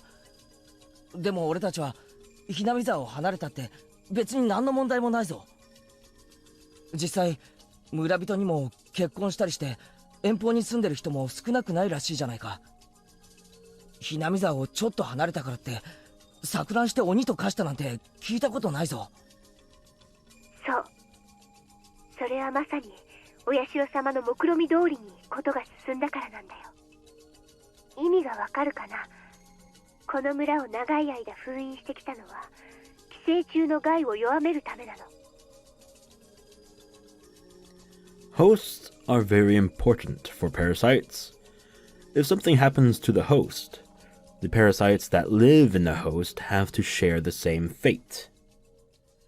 In other words, if the host went crazy and attacked people, the host would be captured and killed, which means that the parasites would die with the host too. そうか。自然淘汰か。さすが圭一君。そう。この地で長く生活を重ね、厳しい戒律で生活を続けた結果、寄生虫に対し過敏な人間は錯乱して結局殺された。また感染者を錯乱させてしまうような強すぎる寄生虫はこれもまた錯乱した宿主と共に殺された。その結果、寄生虫と人間は互いに相性がいい種だけが残っていった。これこそがお社様の伝説が伝える鬼と人の血は混じり合ったことの真相。じゃあ、つまりその寄生虫はほとんど無害なわけなのか。うん。ミオさんのスクラップ帳によると、そういった無害な寄生虫に感染しているケースというのはかなり多いんだって。食文化にもよるけど、例えば生肉を食べる国では国民の8割くらいが感染している例もあるんだって。でも強制できてて人体に全く無害だから誰も治療しない、気づかない。だから撲滅もされない。なるほどな。太古の綿流しはね、実は腹綿流しと書く物騒なものでね、錯乱した犠牲者の臓腑を食らうものだったの。でもこれも必要なことだった。感染して犠牲になった人を食らう。まさかワクチンとか。圭一君はやっぱり頭がいいね。ミオさんもそう読み解いてる。伝説では犠牲者を生きたまま解体して食らったなんて物騒なことになっているけど、実際はそんな野蛮なものじゃなくて、もっともっと医学的に取り扱われていたらしいの。強すぎる寄生虫のせいで死んだ犠牲者からワクチンを作り出し、同時に村人の抵抗力も高めていった。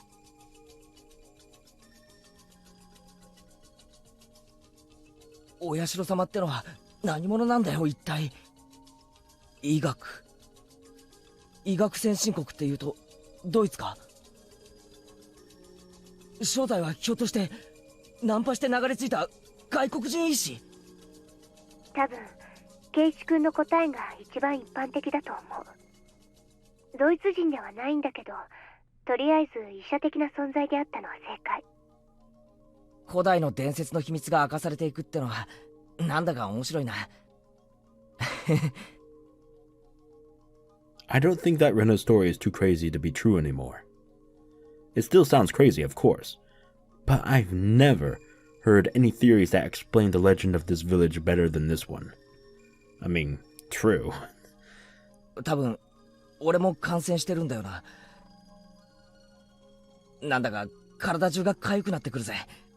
Yeah, it's not pleasant. 人間だって一つの宇宙だよ。体の中には無数の細菌たちが住んでいる。その中には私たちの生活には欠かせない有用な細菌たちも少なくないんだよ。ああ、よくヨーグルトとかの CM で言ってるよな。確かにそうだ。これもミオさんの受け売りだけど、例えばシロアリっているでしょ。木材を食い荒らしてしまうアリ。実はシロアリって木材を消化できないんだって。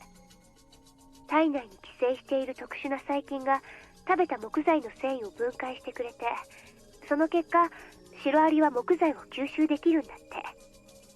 これも寄生虫と共生している一例だね。I didn't know that. When I hear the word parasites, I feel creeped out almost instinctively, but now I know some of them aren't so bad for us. だから太古の昔に鬼ヶ淵村から突如発生した奇怪な伝染病は今ではほぼ根絶されたと言っていい。根絶じゃないね。無害になったと言うべきだね。最初はとんでもない話だと思ってたけどさ、こうして種明かしがされるとなんだかサイエンスな感じがしてちょっと面白い話だよな。私たちには面白いよ。でもお社様を神として崇める人たちにとってはこれはとても不愉快な説。 Of course. If Takano-sen's theory is correct, Oyashiro-sama isn't a god, and the punishment by that god, namely the curse of Oyashiro-sama, that people have been so afraid of, will turn out to have just been the symptoms of an infectious disease. I see. That's what a dethroning god would mean. だとすると、もしこの伝染病の病原体を特定して世間に発表されるようなことがあれば、信仰は破綻しちまうな。Huh. そう。それこそが彼らの一番恐れることなの。Oh my god, okay, everything's coming back together. Oh. Oh shit. Everything's coming back together. And why a mysterious person keeps repeatedly after every fucking single timeline ends up killing Rika. I just remembered that. And if I don't know if there's anyone new here who has never seen Higurashi. I don't know if they're watching this all blind, so I won't spoil anything. But again, it's related to this and parasites and the such. And there's a key word in the hierarchy of things that should come to mind. Just saying. Alright, anyway, done. Okay. そしてミオさんはその病原体を特定しようとしていたらしい。そのミオさんが消されたということは。特定できたってことが。かもしれないね。ミオさんはもういないし、彼女のスクラップ帳にも特定できたとは書かれていない。でも消されるに値する理由が他に思いつかないの。でもよ、20世紀ももうすぐ終わろうっていう現代だぜ。村人だっていろんな医療機関で検査を受けてきたはずだ。なのにそういう怪しげな寄生虫が摘出されたって話はないんだろう。うん。確かに病原体そのものは未だ発見されていない。でも確かに何かの寄生を受けていることの信号だけは確認されているんだって。なんだって？本当かよ。 When a parasite enters a human body, that body's immune system cells. I am not going to try and pronounce all that.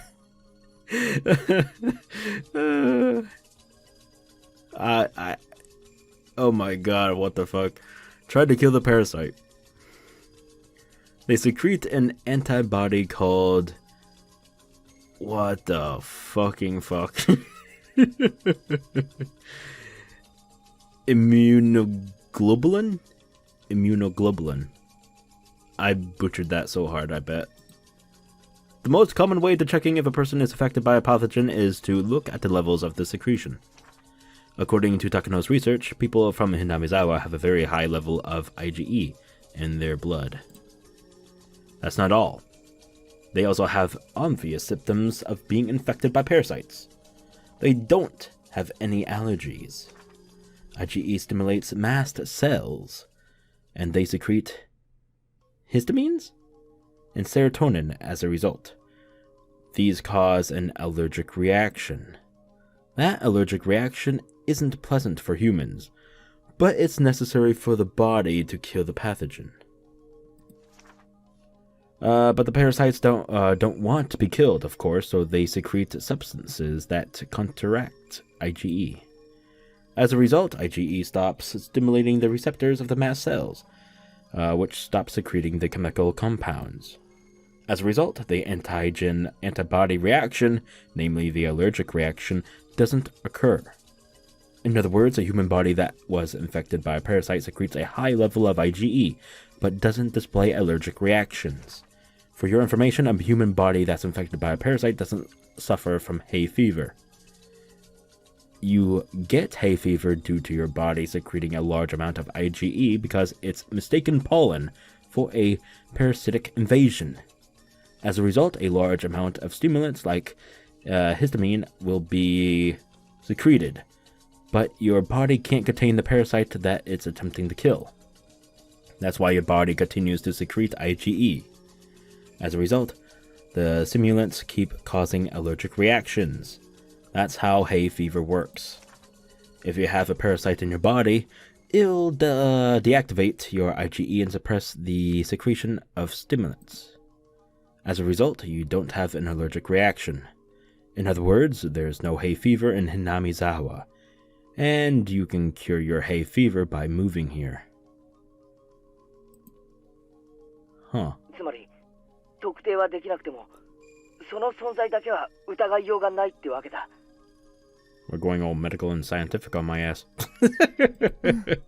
そうなるね。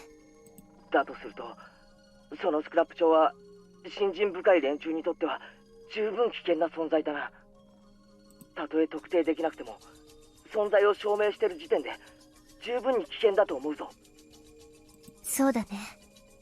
たとえ証拠にはならなくても彼らにとってはミオさんを葬るに値する危険性があったと思う。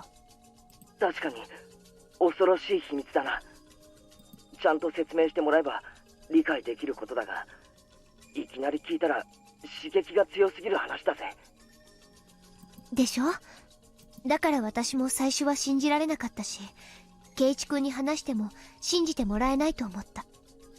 で、大事なのはその事実を隠蔽しようと暗躍してるヤバい連中がいるって方なんだよな。そう。今大事なのはそっちの方。The fanatics who want to revive the sanctity of the god they worship. Reviving the majesty of their god means reviving the power of that god. And the power of their god is the infectious disease. This infectious disease can't spread nationwide, unlike other infectious diseases. So, from now on, I'm going to start calling it an endemic disease. That fits better, since it only affects this region. Anyway, this endemic disease of current-day Hinamizawa is different from the one of old times. It's been through a process of natural selection, and it's harmless now. In other words, it doesn't do any harm to human bodies. That harm was once interpreted as a curse. A curse is the power of a god, so a harmless endemic disease means that the god is powerless. That means the only way to regain the majesty of that god is to revive the curse. In other words, they want to bring back the primitive endemic disease, namely the harmful, strong version of the parasite. So what's in that syringe is... like swamp water? Oh, fucking maybe. Oh, god damn, that shit going straight into your body and your veins? Hell yeah, you'll... oh, god, oh, fuck, oh, god, oh, no. Oh, god. That is disturbing as fuck. 信者たちは神が実は寄生虫だったなんてことは否定したいんだろう。なのに寄生虫を研究するのかよ。矛盾してないか？矛盾しているよ。だからこの研究は信者たちのトップだけが知る秘密の研究なんだと思う。彼らは表向きは信仰を盛り上げているけど、その裏では信仰の正体について極めて冷静に理解していて、神の技を自らの手で復活させようとしている。なるほどな。おいおい、なんだかとんでもない話になってきたぞ。ミオさんのスクラップ帳にはそうとは一言も書かれてないんだけど、私、監督の診療所って怪しいと思うの。異例診療所が？ Yep. どうして？南沢の規模から見て施設が立派すぎるのがその理由。そしてミオさんはそこに勤めていた。監督は園崎家にスカウトされてきた細菌学者が正体とか。監督がか？ミオさんは余計なことを知りすぎたから消されたんだと思うの。なのに監督が消されない理由は、監督は信者たちに依頼されている立場だから。そして太古の有害な風土病を研究してるってのか。あの監督が。ごめん、監督は無関係かもしれないね。今のは私の思いつき。でも研究は間違いなくどこかで誰かにさせている。そしてその研究には5年かかり、ついに完成を見た。The first case was the dismemberment murder by the dam construction workers. Their quarrel had turned into a lynching. They might have had the primitive infectious disease, and the symptoms, the aggression and delirium, might have kicked in. The victims of the second year were Satoko's parents. There were no witnesses, so the whole event is veiled in mystery, but there's a theory that someone might have pushed them over the cliff, since the fence of the observation deck that they fell from was quite sturdy. What if one of them was infected by the primitive parasite? He or she might have become violent and pushed the other over the cliff. The Shinto priest died from a disease, and his wife drowned herself in the third year. He might have died of shock because of a sensitive, fucking can't read words now, reaction to the infection. His wife might have gone crazy and committed suicide when one of the symptoms, delirium, kicked in. In the fourth year, Satoshi Hojo's aunt was beaten to death, probably by Satoshi himself. Everybody who knew Satoshi-kun remembers how he changed at that time. He showed signs of being both aggressive and delirious. And the fifth year. For the first time in 5 years, the victim experienced the maggot disease, described in the old scroll of the Furude Shrine. The reason behind that is unclear, but the stronger primitive parasite could have given its victims a delusion of maggots. This means that they finally managed to duplicate the curse of Oyashiro-sama. After 5 years of research, Tametake-san is the victim of the 5th year. He died in an extremely abnormal way, and I'm the only one who understands his death, because I experienced the same thing. He kept clawing at his throat to get rid of the maggots, and died as a result. With all that explained, I finally understand the maggot disease I experienced in Ibaraki. I left Hinamizawa, and it made the parasite in me uncomfortable. As a result, it tried to resist, even though it wasn't very strong, and it tried to make me homesick. But with my parents' divorce, I grew mentally unbalanced, and I completely lost the power to resist for a period of time. The parasite was weak and harmless, but the mental instability allowed it to worsen my symptoms dramatically. As a result, I went crazy and became violent. The delusion of Oyashiro-sama appearing to me in the bathroom was probably the terminal phase of my delirium. I created the supernatural existence, Oyashiro-sama, that I was instilled with when I was little. Then I persuaded myself to go back to Hinamizawa based on that delusion. Some of the transcendents of the Onikakushi must have had the same kind of experience. They might have passed their experiences down as the acts of a god. I remember I once saw on TV that the indigenous people in South America use some kind of natural drug in order to have a mystical experience, and that they called it a ritual to communicate with their gods. じゃあ、信者どもの目的は、その太古の寄生虫を南沢中にばらまくことなのか？多分、それが最終目的だと思う。でも、人知れずにそれをやることはないと思うの。宗教にはセレモニーが必要だから。だからもし、彼らが望むものを生み出せて、それをばらまく日が訪れたなら、彼らは多分それをお社様の復活の日とでも称して宗教的なデモンストレーションをすると思うの。 Right. 何か特別な儀式とか、とにかくお社様の復活を祝い知らしめるような盛大な何か。なあ、それってよ、悪いことなんだよな。危険性の高い病原体をばらまこうというんだから、多分悪いことに分類されるだろうね。それって細菌テロって言わないか？ Basically. おい、めちゃくちゃやばいことだぞ。おい。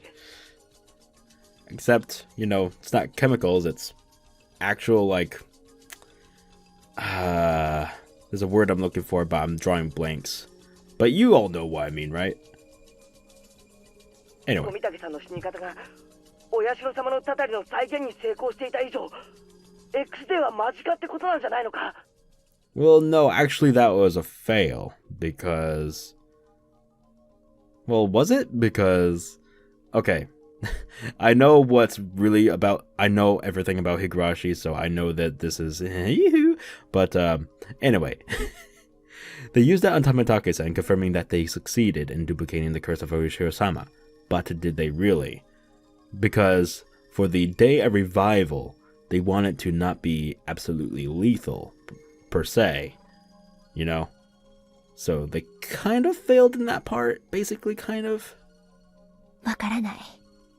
もう秒読みなのか、まだまだ時間のかかることなのか。かなり笑えない大陰謀だぞ。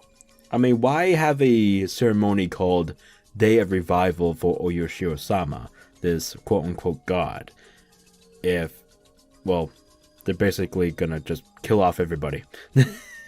I mean, hello? What's the point? They want them to live, right? Basically, they're having the ceremony to annually inject them with this thing so they can keep them in line. You know what I mean? You know what I mean? 私が話したこと、警察は信じてくれると思う？信じるかどうか向こうが判断するだろう。 You're right, it is their choice, and they're going to say no because they're adults. They know, you know, rationale between this and that. とにかく話した方がいい。圭一君、それを大石さんに私が打ち明けたら、私がスクラップ帳を持っていることを告白するのと同じなんじゃないかな。Yeah, and your point is what, that you'd be safe in the hands of the police? Hello? Not thinking at all, are you? それってまずいのか？ Oh my 大 god. 石さんの接触はミオさんが殺された後だった。Oh, that's right, they would probably suspect her as the murderer, yeah. 敵はミオさんを殺した時点でスクラップ帳の紛失とその数日前に私が図書館で出会っていることを知っている。 Okay, you're describing them, not Oishi, so what? バカな。つまり。そう、大石さん自体が敵の手先である可能性がある。 God's sakes, that is a giant stretch. 大石さんは私がスクラップ帳を持っている可能性があると当たりをつけていて、探りを入れてきているのかもしれない。実際彼はうさんくさくて腹を割らない。 By the way, I just want to make this clear to this crazy person, Rena. She was alone in the library when she was talking to Takano-san. Alright, and when Takano-san gave her the books and shit. So how does anyone know besides Takano that she has the scrapbooks? Right? Who would fucking know? It's not like they have video cameras in libraries. I mean, come on, give me a fucking break. It's a library. It's not like it's a fucking bank. But still. She's not thinking clearly. They were alone. Takano-san is the only one who knows that Rena has the fucking scrapbooks. She's not thinking clearly. What reason does anyone have to think, Who would Takano-san give these scrapbooks to? Oh yes, a little girl called Rena. Yeah, sure, I guess she took them fucking scrapbooks. Let's get her! I mean, come on. Think fucking clearly. Paranoia is a strong thing, you know? 自分は味方だと言ってくるけど、 Oh my god. 彼だってその園崎家の手先かもしれない。警察を疑い出したらおしまいだぞ。圭一君、4年目の撲殺事件を知ってるよね。 Yes, Satoshi and the aunts. さとこちゃんのおばさんが殺された事件。 Yes. あれは犯人はサトシ君以外に考えられないんだけど、その後犯人は麻薬中毒者だったということになった。Phrasing. これをどう思う？警察内部に盲信的な連中の手先が混じっていて、犯人を捏造したってことか。3年目の神主さんの病死の検視とか、2年目の北条夫妻の事故現場の見聞とか。警察が That's not how it も went しも彼ら though. の片棒を担いでいるなら、数々の完全犯罪が可能になる。Oh, Jesus Christ. hinamizawa御三家はダム戦争時から今日に至るまでもずっと警察への圧力を維持してるんだよ。それに沖宮の町のいろんなところに一族が進出して実権を握っているというのはみーちゃんから聞かされたことがあるんじゃない？確かにそれはミオンの口からだけじゃない。いろんな奴の口から聞かされた。ミオンの園崎家がどれだけ市内全域に強力な影響力を持っているかってのもな。そういうこと。警察はこの土地では必ずしも信用できない。レナ、すまん。先にはっきりさせたいんだが、黒幕は園崎家なのか？ミオンも関係があるってのか？それだけは先に聞かせてくれ。御三家であるみーちゃんやリカちゃんが直接関係しているかはわからない。ただ盲信的な勢力が御三家や一番の有力家である園崎家を自由に動かせる中枢部に根付いているのは間違いない。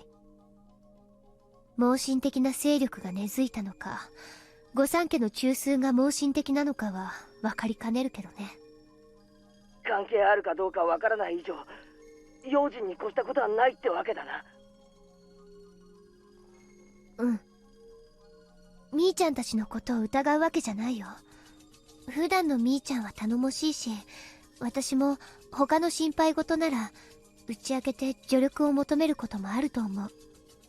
ただ今回のことはちょっと話の次元が違う。圭一君は見たことあるかな？みーちゃんは普段はふざけているけど、園崎家の次期当主として振る舞うときはものすごく冷酷で別人みたいに振る舞えるの。それにもし無関係だったとしても、それならばやはり耳に入れることで危険に巻き込むことにもなるんじゃないかな。ミオンたちが味方になってくれればかなり頼もしいぞ。俺は打ち明ける価値があると思うんだが。だからそれはダメ。敵ではないと確認が取れるまでそれは避けるべきだよ。味方にできれば確かに心強いけど、そうでなかった時はどうするつもり？じゃあ俺とレナだけでどう戦うつもりなんだよ。もともと最初から絶望的な戦いなんだよ。だから圭一君を巻き込みたくなかった。 But you did. you did. That's why I didn't want you to get involved. But you dragged him in, you fucking stupid bitch. Remember you followed him, you dragged him into a bush, you told him all this shit. Hello? Are you fucking stupid bitch? くそ、高野さんめ、とんでもない置き土産を残してくれたな。Oh my god. でもそのおかげでとてつもない陰謀を知ることができたんだよ。これはミオさんの遺言なんだよ、きっと。村を影から牛耳る何者かに、その村に住まうガキンチョ2人が挑むわけだ。こいつ最高にハードな話だぜ。一筋縄じゃいかねえぞ。でも圭一君が味方でよかったよ。二人だから話し合えて相談できる。当たり前だろ。俺は最初からずっとレナの味方で仲間だぞ。うん、ありがとう。二人なら心強いよ。一人で悩むよりは建設的になれるだろうしな。そうだね。二人でどう戦えばいいか、これからじっくり相談していこう。今日は私スクラップ帳を読み直す時間が欲しかったから休んだけど、明日からは普段通りに生活するね。おかしな行動をすれば気取られてしまうかもしれないからね。圭一君も変に構えないで普段通りに生活してね。みーちゃんとか時折鋭いことがあるから特に気をつけて。わかった。何事もなかったかのように生活するよ。だが畜生、なんだか怖いぜ。とんでもない陰謀が間近に迫ってて、それがもうカウントダウンに入ってるかもしれないってんだぜ。それを知りつつ普段通りに生活しろってのも辛い話だよな。多分そんなにすぐじゃないはずなの。さっきも言った通り、彼らが信心深ければ深いほど宗教的なセレモニーを必要とするはず。そういうセレモニーは村を挙げて行うものだもの。綿流し以上のイベントは今のHinamizawaには存在しない。ということは少なくとも来年の綿流しまでは大丈夫ということか。根拠のない読みだけどね。他に綿流し以上のイベントが思いつかない。I think we have a year at least.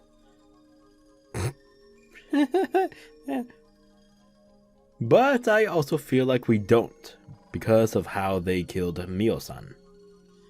I might not know, but there might be a bigger religious event than Watanagashi. It might not be long until that day. On the day of Oyashiro-sama's revival, they're going to spread a dangerous parasite, and that day might be just around the corner. レイナ、まだ電話してるのか？そろそろ終わりにしなさい。My father stuck his head out from the living room, telling me I need to hang up soon. I thought about telling him so many times. It's natural to think that your parents will be on your side no matter what. But I know just how weak he can get, so I couldn't tell him. I don't think he'd believe me anyway. Even if I told him, he'd just tell me to call the police. It's better that I don't tell him. They might get close to my father to get me. If he didn't know anything about anything, including the scrapbooks, there would be nothing to squeeze out of him to begin with. Ufa. ごめんね、圭一君。今夜はもう遅いから、これで切るね。また明日、学校で。おう、また明日学校で。用心してね。圭一君も、もう部外者じゃないんだから。By the way, just saying, I believe they were wiretappings, going onings and shit during the 1980s. Just saying. I believe so? Back in the 80s, was there wiretappings and shit? I believe so. So, just a thought. おう、せいぜい気をつけるぜ。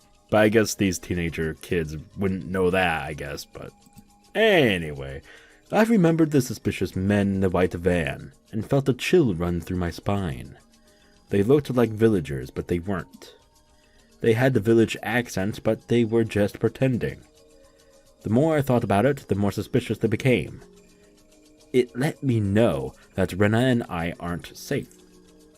If Rena is right, they're just suspicious of her, and they're not sure if she has the scrapbooks or not. But it's still creepy. Rena had probably experienced the same creepiness I felt when I saw the van several times up until now. She must sense the danger more than I do. However, The fact that they weren't attacking, that they were merely observing us, was disturbing. If they attacked her, she could have done something, like going to the police. But all they're doing is just watching her from a distance. She can't do anything about it. She can't talk to anybody about it. She probably just wants to stay in her house all day.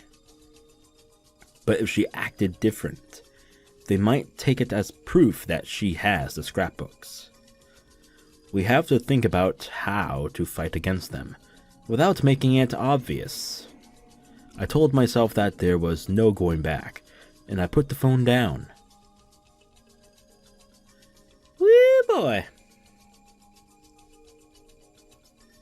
Ain't that a smack on my face? Intermission screen, and boink. Oofa. Oh my god, oh my god! Oh my god, so many things happening. The next day, Rena came to school, acting normal, like she said she would. She talked with Mion as cheerfully as she always did, and it made me wonder if the story she told me last night was a complete fabrication. That's because the story really was too ridiculous, crazily. It's crazily. Too ridiculously crazy to believe. There we go. This village has a very weird and rare endemic disease, and there are religious fanatics who want to use the disease to revive their weird cult. And they've been researching the pathogen of the endemic disease so they can spread it throughout the village. I was deeply influenced by Rena last night, and I believed everything she said. But thinking about it with a cool mind under a bright sunlight, it sounds too crazy to be true. The story Rena told me is based on Takano-san's crazy hand-me-down ideas. It's based entirely on her theories, which, though very feasible, have no evidence whatsoever. The fact that Takano-san was murdered lends credit to the story, I'll give you that, but... I looked at Mion. She was fooling around with Rena. It's hard to believe that she's involved with some crazy conspiracy. ていうか、聞いてないでしょ、ケイちゃん。No, I wasn't. 悪い。ごめん、聞いてなかった。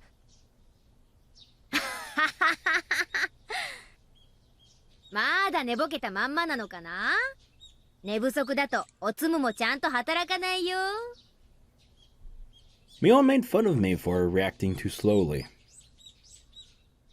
It's almost impossible not to trust this bubbly, cheerful girl. I trust Mion. I trust my friends. I know she'd never have a hand in a crazy conspiracy like that.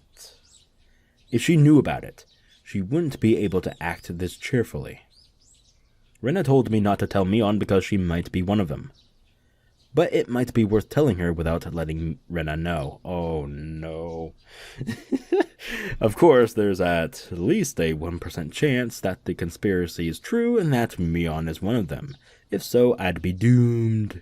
Doomed, I tell ya. But if I had to choose between believing the crazy conspiracy theory or trusting my friends, my answer would be obvious. I know that my friend Mion isn't a part of any conspiracy. She'd never be involved with something like that. Even if the conspiracy exists, I'm sure Mion will be on our side. So, whether or not it's true, it must be worth telling Mion about it. Dun dun dun. なあに、ケイちゃん。God damn it. Really? Here? She could be eavesdropping, man. こんなところに呼び出して。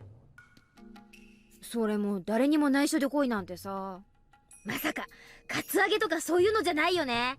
Ha ha, funny.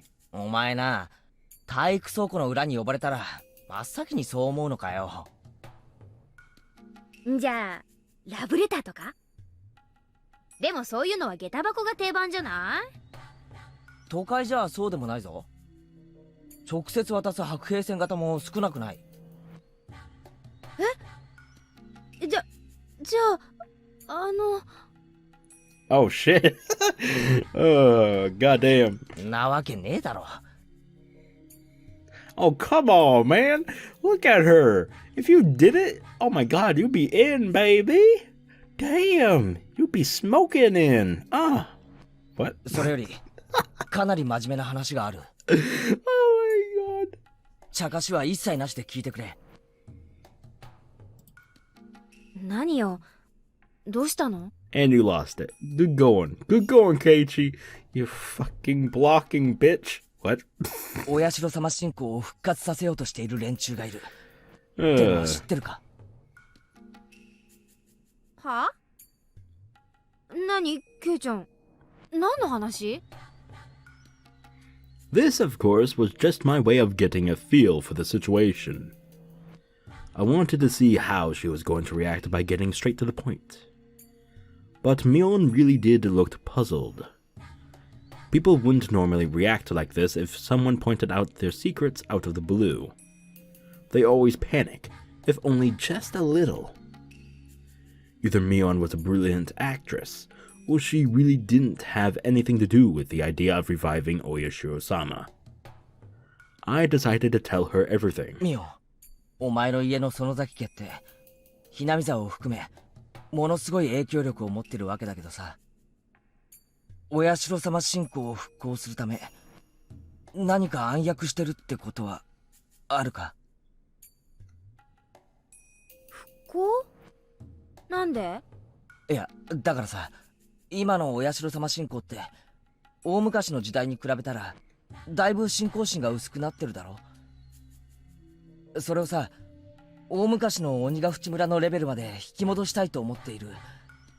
いわゆる原理主義者的な連中が暗躍をしてるんじゃないかって。はい？ちょっと、何の話なわけ？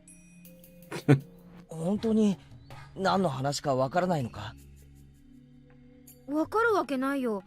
何その全米第1位みたいな面白ストーリーはさ。How dare you? Mion's reaction was very natural. It seemed impossible that she was pretending she didn't know anything about it. But regardless, I continued. いや、だから、そういう連中がこの村にいるらしいんだよ。ミオは知らないか？お社様信仰を鬼ヶ淵村の時代のレベルに？そんなことして何かいいことあるの？いや、それは信仰の厚い盲信的な連中にとってはとても重要な意味があるんじゃないかな。だってケイちゃん、大昔の厳しい戒律の頃に逆戻りって誰も喜ばないよ。今のこの現代、村から出るななんて言われたら生活なんかやってられないって。例えばほら、リカちゃん。リカちゃんって何でもお社様の生まれ変わりとか言ってちやほやされてるらしいだろ。そういった取り巻きの老人たちの中にはきっと執着的な一派が存在して。リカちゃんの取り巻きっていうと君吉のおじいちゃんとかのこと？まあ確かに信仰心は厚い方だと思うけど、盲信的ってのはどうかと思うね。いや、だからいるんだよ。本来のお社様信仰を再び復活させようとしている輩が。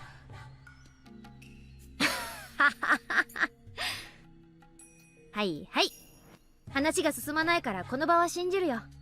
それでそいつらはお社様の正体がこの土地独特の風土病にあることを突き止め、その病原体を研究しているらしいんだ。どこで？というか風土病って何？病原体って何よ？エンガチョ。 I was getting confused. I didn't know what I was talking about myself anymore. Because it's all cuckoo. I was deeply influenced by Rena last night and believed everything she said. But Having said it all out loud, I started realizing how impossible the story sounded. どうしたの？ミオさんに妙なことでも吹き込まれたわけ？知ってるのか？有名だよ。あの人オカルトマニアだから、いつもとんでもない空想話をでっち上げてる。たまに真に受ける人がいると、かなりヘビーに吹き込むって有名なんだよ。Like a certain someone. 私も昔話を聞かせてもらったことがあったけど、結構面白かったな。それって本当か？ケイちゃんもどこかで耳にしてるだろうけど、この村は大昔はちょっと特殊な文化があった。それは少し刺激の強い要素のある文化でね。厳しい戒律と厳しい刑罰、残酷な風習は割とオカルトマニアの間では知られてるらしい。ミオさんもそんなマニアの中の一人。じゃあこの村が怪しげな寄生虫に支配されているという話は？はあ？寄生虫？それミオさんの新作？新作ってどういうことだよ？言ったでしょ、ミオさんはオカルトマニアなの。鬼ヶ淵村の奇怪な伝説などを研究して、あれやこれやの仮説や推理、妄想を楽しんでるわけよ。だからその寄生虫に村が支配されてるって説以外にもいろいろ創作してる。Oh boy. Knowing everything, it hurts to watch this. 私がずいぶん前に聞いたのは UFO 説だったよ。UFOs. Oh my god. これが結構辻褄があってて面白いの。太古の昔に鬼ヶ淵村に UFO が墜落して、そこから出てきた異星人と村人で戦いが起こってという感じから始まる B 級 SF ホラーだった。Yeah, it does. サトコが聞かされたってのは地底人説だったかな。地殻変動によって地底王国と鬼ヶ淵村の間に接点ができてしまって、それでなんだっけかな。そうそう、地底王国のお姫様と村の若者が恋をして互いに仲直りをしたっていう SF ロミオとジュリエットだった。 Oh, for fuck's sakes. んで最新作がどうやらケイちゃんの聞かされた寄生虫説ってわけみたいだね。いやいや、いつかそれらを全部まとめて本にしてほしいよ。Mion began laughing so hard that she had to hold her stomach. As I looked at her laughing like that, I realized I fell for something that's ridiculous. At that point, it was obvious. I had been completely taken in. すまんミオ、俺がこれから聞くことに答えてくれ。まずお社様信仰を復活させようとする連中は実在する？しないよ。というかむしろ逆。Hinamizawaは外部に対してどんどん開いていって栄えさせていこうということで、御三家はすでに意見を統一してる。これはまだ内緒なんだけど、21世紀までをめどにね、新しい高速道路がここいらを通るという計画があるんだよ。園崎家は現在水面下でその誘致をしててね。うまくいけばここいらは一気に栄えることになる。バッチャはそれによって山林の地価が一気に高騰して大儲けできると踏んでるみたいだよ。If she survives that long.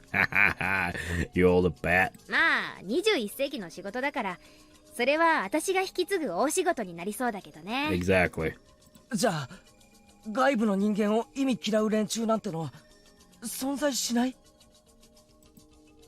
だからそんなの存在しないって。ただでさえ不便な村をさらに不便にしてどうするんだか。現に村は今別荘地として売り出しを開始してる。 AKA you and your family, you fucking moron. I mean, hello? Just look at you and your family? The Maebara family? Come on, you can do it. ケイちゃんの家はまさにその第一号じゃないの。Jesus Christ. 村人はみんな歓迎してくれたでしょ。若者の流出を食い止めるため、御三家もいろいろと考えてるんだから。There was nothing vague about what Mion had said. Her story makes a lot more sense than Takano-san's delusional theories. And so Mion's words woke me up from that delusion. じゃあ、あれはどうだよ。寄生虫の感染の証拠を示す血液中のなんとかとかいう数値がHinamizawaの住民だけ異常に高いみたいな話が。そうなの？というか、ミオさんはそんなのどうやって調べたわけ？だって高野さんは看護師だろ。調べる気になればいくらだって。そんな怪しげな調査のために誰が血液採取なんかに協力するの？誰もしないって。それに仮に採血をしたってどこでどう調べたわけ？ミオさんがたった一人で一体何人の血を調べられたっていうわけ？ Mion was right. I couldn't believe I thought Takano-san could do all that just because she was a nurse. It struck me hard to believe that she got that many blood samples and did a high-level examination like that, without any help.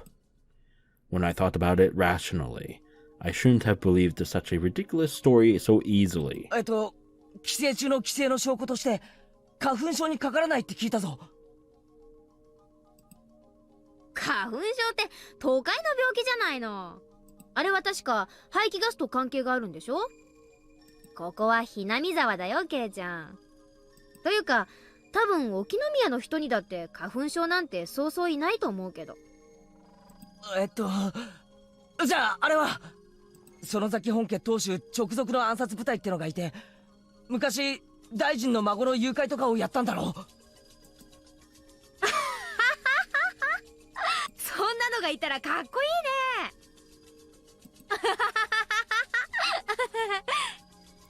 Even I was sounding ridiculous. But I believed all of it last night. I believed it because Rena looked very serious. 大臣の孫が高津戸のあたりで突然発見されたのは事実。だけれど、あれは私たちじゃない。私たちじゃないけど、それを私たちはさも自分たちが犯したように振る舞ってた。わかりにくいぞ。説明してくれ。うん。ダム戦争の当時、鬼ヶ淵死守同盟は相当に物騒な抵抗運動をしていたのは事実。脅迫めいたこともやってのけた。でもね、あの当時それを利用するやらしい連中もいたらしいの。鬼ヶ淵死守同盟の名を語って金品を要求したりするエセ同盟って連中。The Onikakushi Guardians were a very aggressive force at that time. There's a high possibility that some people thought they could use the name to extort money. その中に大臣の孫の誘拐もあったの。おそらく誘拐犯たちは警察の捜査の撹乱を狙って死守同盟のふりをして身代金を要求したんだと思う。正直あの事件は同盟にとっても驚きだったよ。よく大臣の孫を誘拐できたもんだって話題になったね。犯人たちに会えたら表彰してやろうなんて盛り上がったっけ？ちょっと待て。じゃあ大臣の孫の誘拐は鬼ヶ淵死守同盟は何も関係ないのかよ。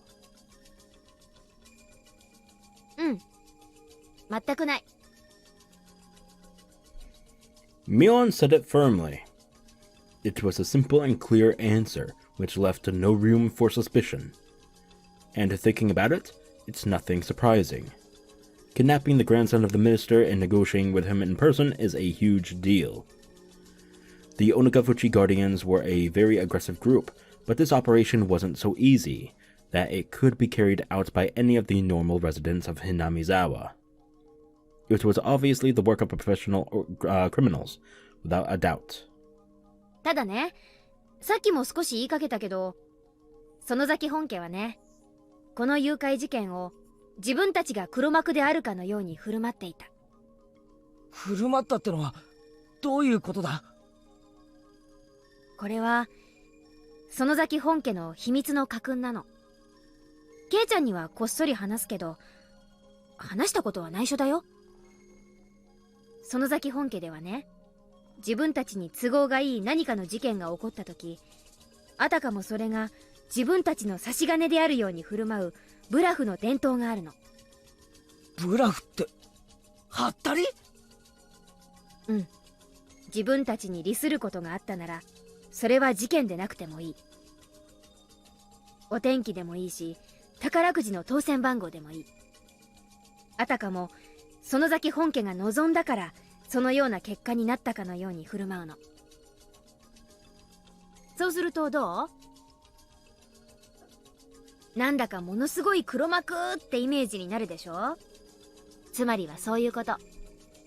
これは園崎本家の当主だけに代々公伝で伝承される秘密のイメージ戦略なの。自分たちを本来よりもより強大に見せようとするイメージ戦略。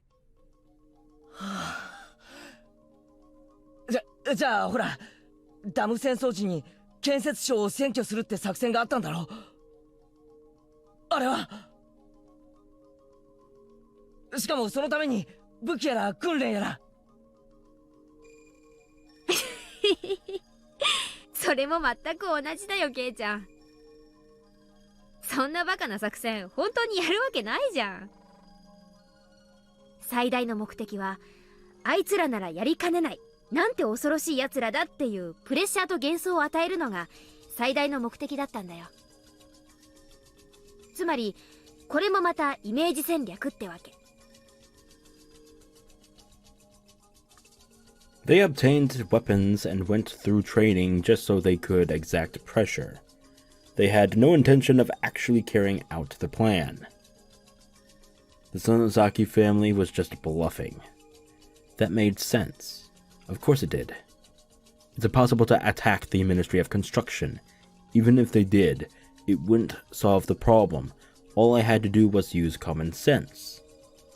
Even if they did, they would have been crushed within seconds by a huge number of policemen. Why didn't I think of that? じゃあ武器とか訓練とかってのは？武器に関してはノーコメントでいいよね。訓練もやったよ。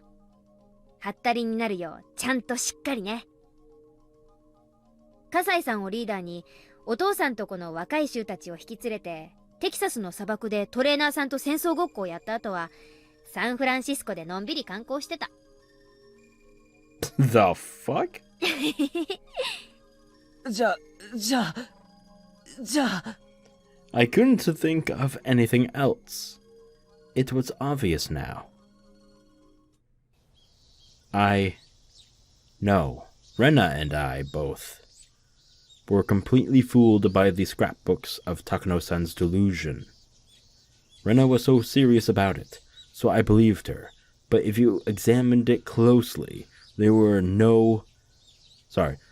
so many inconsistencies. I couldn't believe Rena took a delusion like that so seriously. I knew the reason why, though. She was still in a state of shock after being caught with the corpses that day. She was mentally unstable. Then she came across this tall tale, and she believed it. Rena is a smart girl. She wouldn't have taken it seriously if she was stable. Plus, another thing happened to wake me up from the delusion. The white van I saw yesterday came to school during the lunch break. The 4 men in work uniforms I saw were there too. I said thank you to Mion and followed them. The man who talked to me yesterday knocked on the door to the teacher's office. 毎度、おこのぎ造園でございますね。どうもご苦労様です。今日も暑いですね。いえ。先生は今日もますますべっぴんで。Hey. No. My turn, Sensei. ではすみません。今日もよろしくお願いいたします。はい、よろしくお願いします。これ、うちの事務屋から渡すように言われましたんで。見積書と請求書ですね。ありがとうございます。日付は空欄ですね。問題ありません。はい、お預かりします。はい、それでは取り掛かりますんで。So they're just fucking gardeners? Are you fucking kidding me? The man was talking to Chei-sensei with a big smile. んどうしたのかね、前原君。あ、校長先生。今の男の人は誰ですか？ The principal pointed his finger at the window. When I looked out, I heard the noise of an engine starting. The noise was coming from the engine of the motorized lawnmower. I saw young men in work uniforms taking another lawnmower, some brooms, and a ladder out of the van. 園芸業者さんである。だいぶ垣根や樹木が手入れされてなかったからの。夏前に一度剪定を頼もうと思ったのだよ。ああ、校長先生。この度はお世話になりまして。The man noticed the principal, took off his hat and bowed. うん。よろしく頼み申しますぞ。なんとか今日中で終わらせますんで、しばらくうるさくしますんが、ご容赦を。Each worker took one of the tools and walked towards the fence where the grass was growing. The engine of the lawnmower was very loud, and the kids who were playing in the schoolyard looked at it curiously. こらー、危ないですから皆さん教室へ戻りなさい。 It was Chei-sensei. She handed an envelope with the documents in it to the principal. It said Okanagi, oh, for God's sakes, I'm done.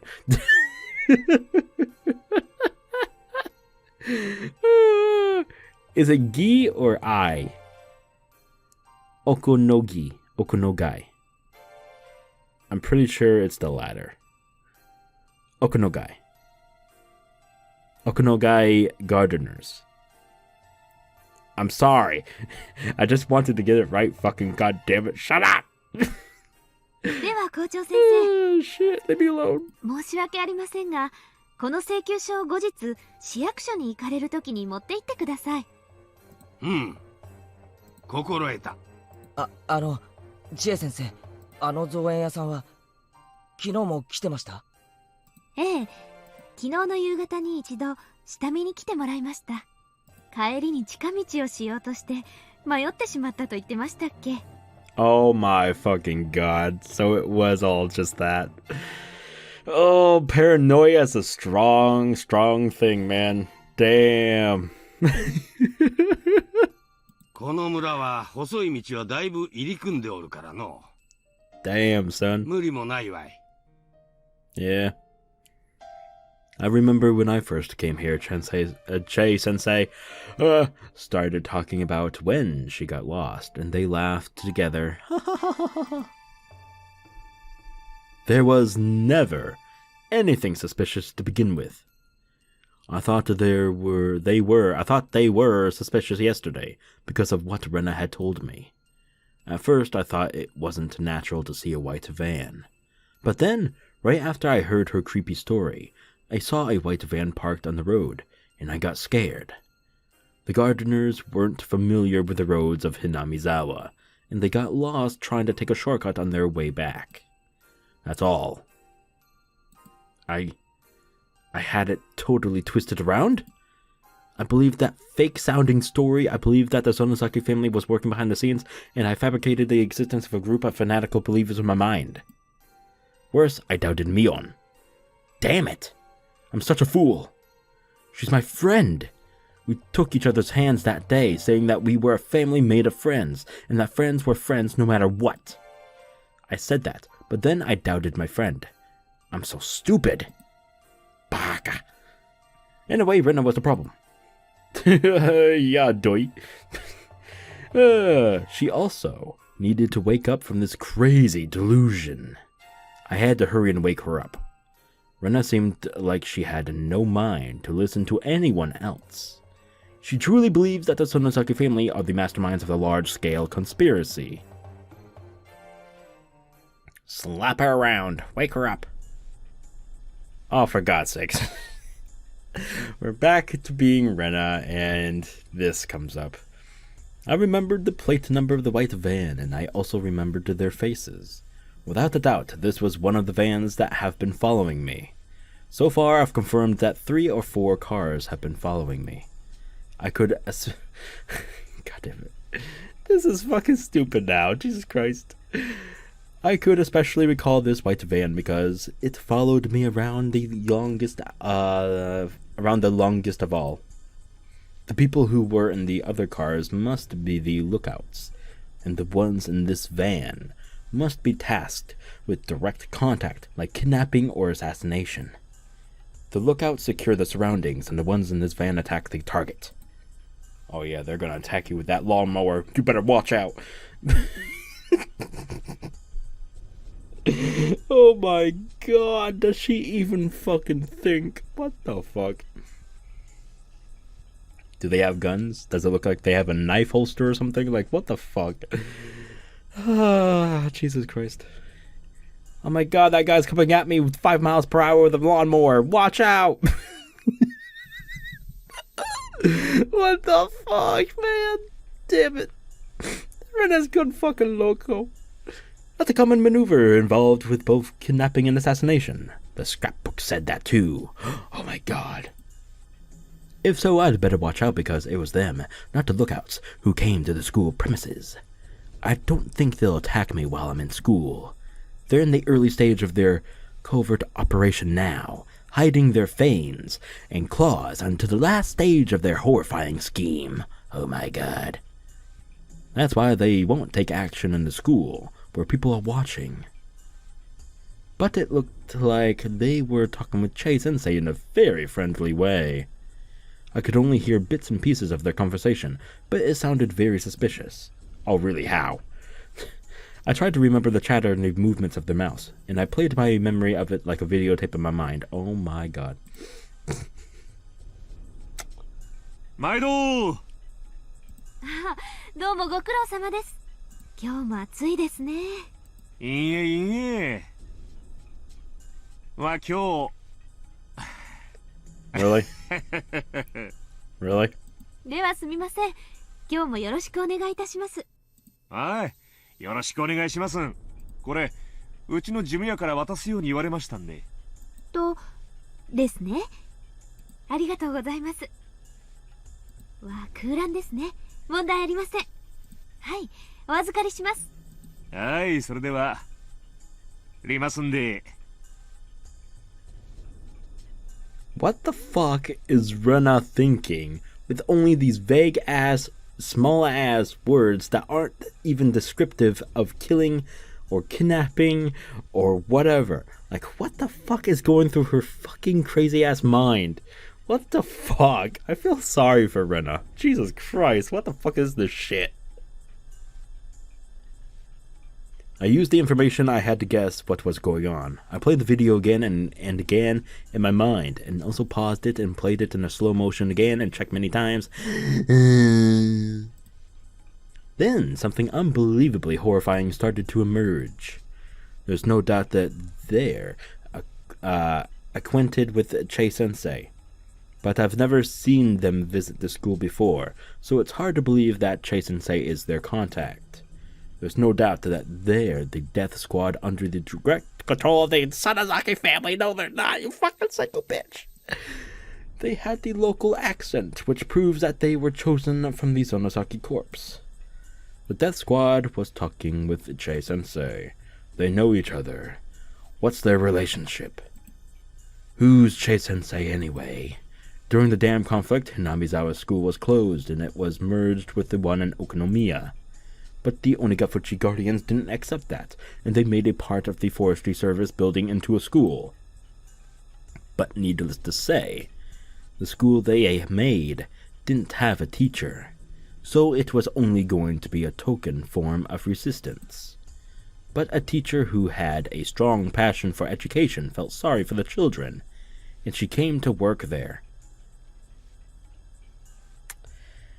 Take out all of Rena's fucking crazy batshit nonsense, and holy shit, how could you not love Chei-sensei just for that reason? I mean, come on. Damn, man. Sensei, you bae, man. You just bae. God damn. That was Rumiko Chei-sensei. Chei-sensei. Oh my god! It was obviously strange. Teachers are government employees, and they normally belong to their prefectures. As long as they lie low and don't cause trouble, they don't get fired, and they don't get demoted. They can work up until the official retirement age, and they are guaranteed to get a fixed retirement fund. She was one of those government employees, but she defied the Board of Education and came to work for Hinamizawa. The villagers admire her as a teacher of passion. I heard that Oryu Sonozaki herself successfully negotiated with the Board of Education that suspended Chai-sensei for defying their orders. It was easy to get an answer from this by connecting the dots. Chai-sensei was recruited by Oryu Sonozaki as a teacher to work at the school. To work at the school the Onikakushi Guardians had created.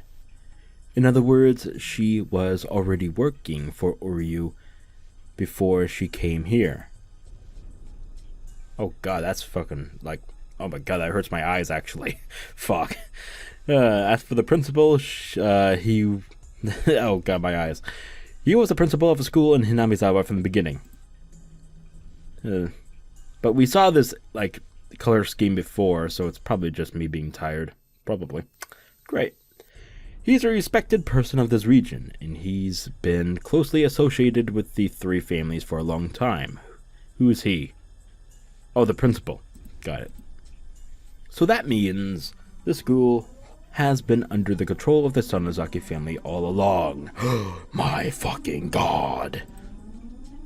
That's why Chai-sensei is acquainted with the death squad. It makes sense now. Oh my god. Chai-sensei confirmed that I came to school today, made a phone call, and called them here?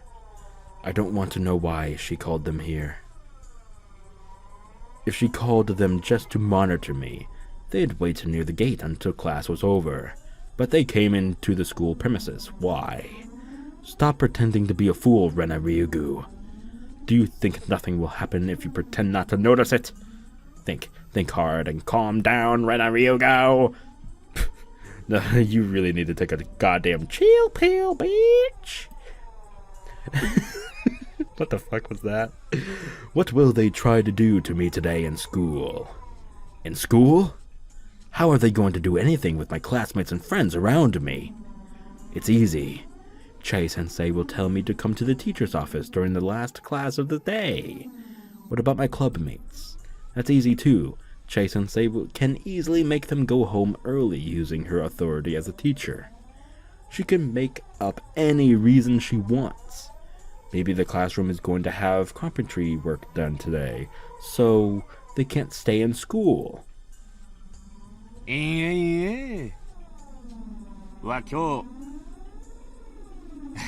Why are we getting this again? See? There's no doubt. They clearly said they're ready to do it today.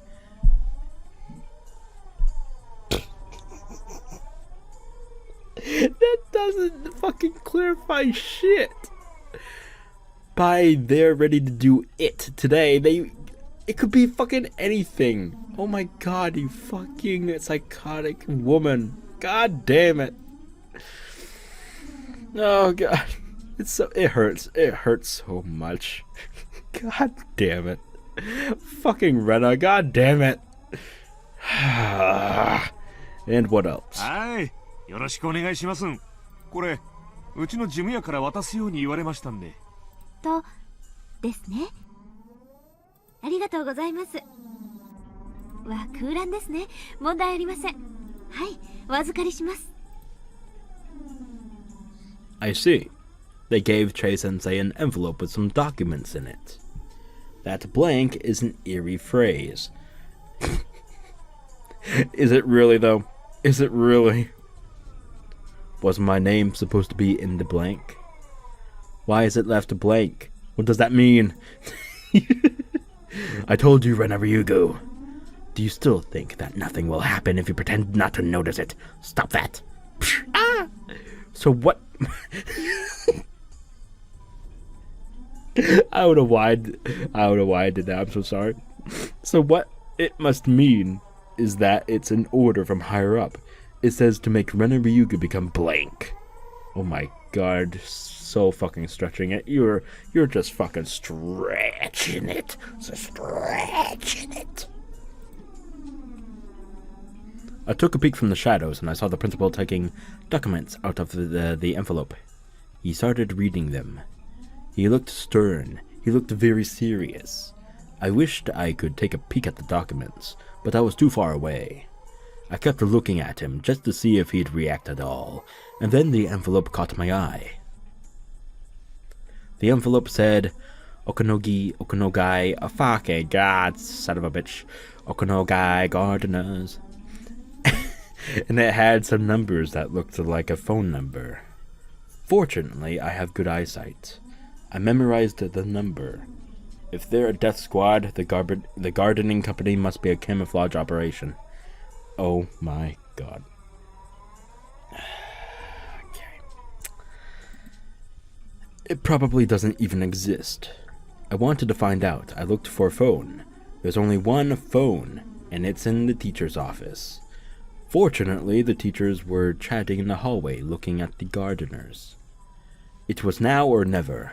I made sure nobody was watching me to go to the teacher's office. I rushed in and grabbed the phone on the principal's desk.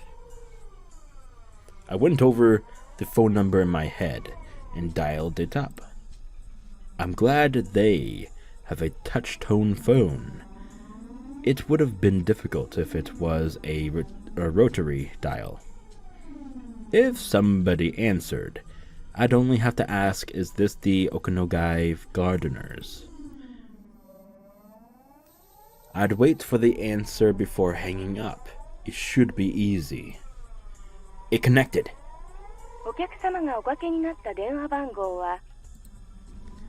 I felt a cold chill run through my body from the bottom of my feet. Wait, don't make a quick judgment. I might have remembered I might have remembered the number wrong. No, I know I remembered it right. No.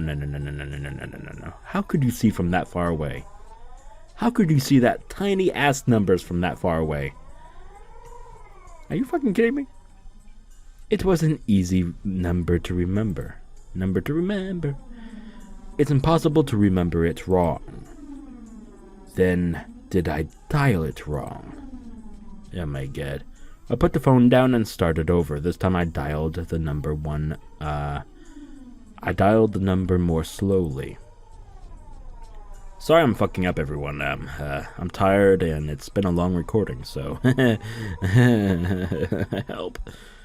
The teachers might be coming back at any time. In this situation, it was risky to do anything slowly. But I needed to make absolutely sure.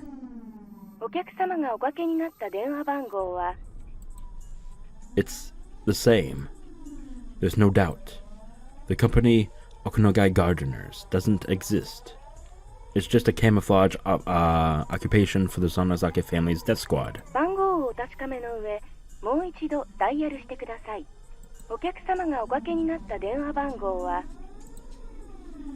I was too stunned to put down the receiver. The announcement kept running over and over again. The voice was cold and creepy. I hung up the phone and rushed out of the teacher's office. I ran to the bathroom and held my head in an attempt to cool down. Calm down, Rena. Calm down, Rena Ryugu. Stay cool. Rena Ryugu. I wasn't safe here anymore. If I stayed here, I might be erased, even in the open. They'd erase me? Why? They aren't certain that I have the scrapbooks. I told Keiichi-kun where I hid the scrapbooks. Yesterday I told him I hid them in my hideout in the garbage dump. Is Keiichi-kun in cahoots with the Sonozaki family? Oh my god, this bitch. Oh my fucking god. I felt as if my head was a pot that was cooking some dubious stew. What? There was only soup in my brain. There's a little bit something less on your brain, but okay. What? I cut up clues, information, and facts just like I'd cut the vegetables and threw them into the pot. Some of them were floating on the surface, and others were at the bottom of the pot. They were being cooked in a boiling soup. No, it can't be. Keiichi-kun is on my side. He's the only one who's on my side, right? He held out his hand to me at the trash piles. There was no lie in that hand. Right. When he grabbed my wrist, I felt nothing but his strong and pure heart. He promised me he'd be on my side. I shouldn't doubt Keiichi-kun. He's the only one I should trust. He's the only one who's on my side right now. It was only him at that garbage pile a lot with him. Yeah. Okay. I tried. What the fuck? Oh my gosh, he's... Oh god. Oh god. Oh gosh, okay, yep, she's gone full local. I'm sorry. Oh god. Oh god. Oh god. I said it out loud on purpose, full of regret that I doubted Keiichi-kun, the only one who's on my side. Help. Now that I think about it, whether I have the scrapbooks or not might not matter to them. Erase anyone who is suspicious. What kind of fucking logic is that? That's the safest way. No, it's not. Because if you're killing unnecessary people versus just only erasing those who are absolutely necessary, then you're just creating more bodies, more evidence, more suspicion, you know? You're just creating more shit. What? Does that mean they're in a hurry? The day of Oyashiro-sama's revival might be just around the corner. And that's why they're trying to get rid of any small fish bones that are stuck in the throat, by any means before it's too late. That's one hell of a fucking metaphor. We don't need her anymore. Just erase her if you're worried so much. I could easily picture Oyu Sanozaki saying that. Picture? No, she did say that. Oh my god, you have telepathic powers? That's why they're here today. What should I do? What should I do? Should I wait until school is over? I was like a fish in a pond. No matter how many times I escaped from the net, I was in the pond, and they owned the pond. I didn't stand a chance. Then, what should I do now? Grow legs, bitch. Run, bitch. I couldn't keep escaping from the net. I should get out of the pond. Okay, I was joking about the growing legs. Anyway, I didn't know how to fight them. I didn't know who's on my side. I was about to give in to despair. For now, I'd have to think about how to survive this. So I'd have to at least have time to think about how to fight against them. I have to get out of this pond. When I was about to leave the bathroom, one of my classmates came in. I pretended to be sick and called to the girl while leaning on the wall.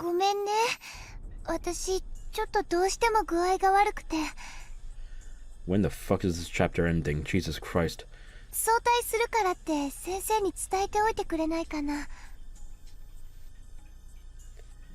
I shouldn't let Chei-sensei know that I'm leaving school early if I'm trying to run away from them.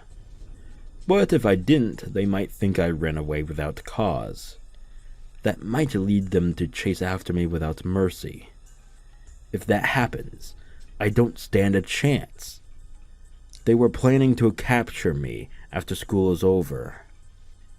But I happened to feel sick and left school early.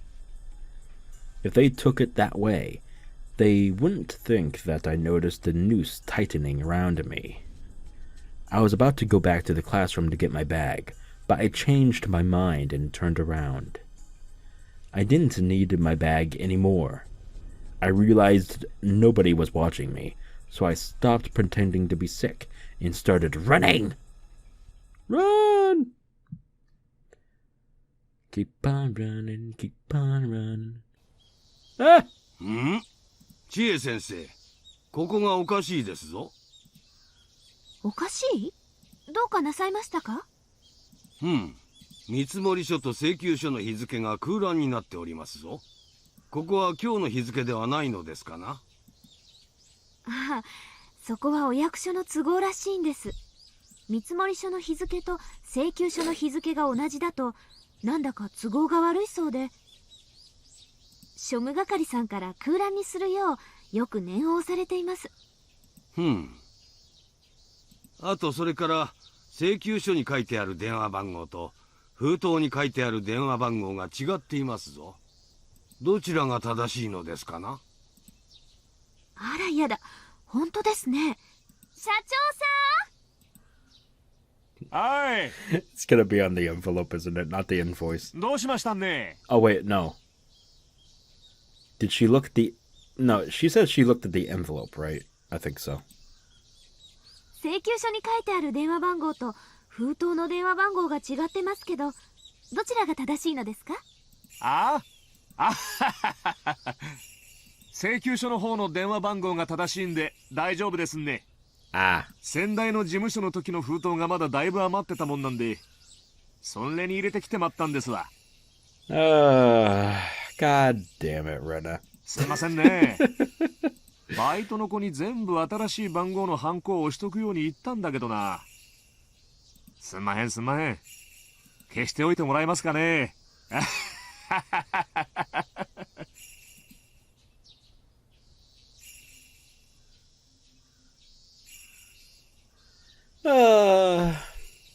Paranoia. It's not pretty.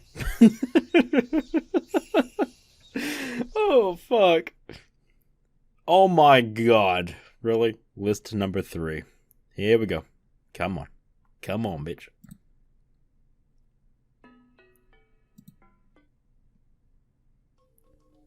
The danger of the culture-bound syndrome lies in the fact that it can easily trigger delusional misidentification syndrome. That is to say, in the current case, every time the patient sees something trivial, she tries to interpret it as a curse. Oh my fucking god. Well, there you go. And it's believed that, as a result of the accumulation of these events in an understandable form, a delusional system is created, ultimately leading to paranoia. Boom! Striking. Furthermore, the patient is also exhibiting slight signs of a personality disorder. Of course, it's at a very mild level, and it's not causing any hindrance whatsoever to the patient's daily life. Oh yeah, we saw that, didn't we? Because she kept calling out to herself in the third person, right? So we saw that slightly at the end there. Okay, cool. It's common for even healthy individuals to have primary delusions in their daily lives, but they usually ignore it automatically without recognition, since those delusions are nonsensical. However, there are cases where these delusions accumulate despite being incomprehensible. It largely depends on the particular characteristics of the individual, and it's believed that the patient shows relatively strong characteristics in this area. I believe you are very much aware that primary delusions are categorized into 3 different kinds. Delusional mood is the feeling of impending crisis without basis. Alright, well, she's going through that. Delusional intuition is the feeling of a sense of duty or goal without basis. Delusional perception is the feeling of a baseless cause against a baseless target. Oh yeah.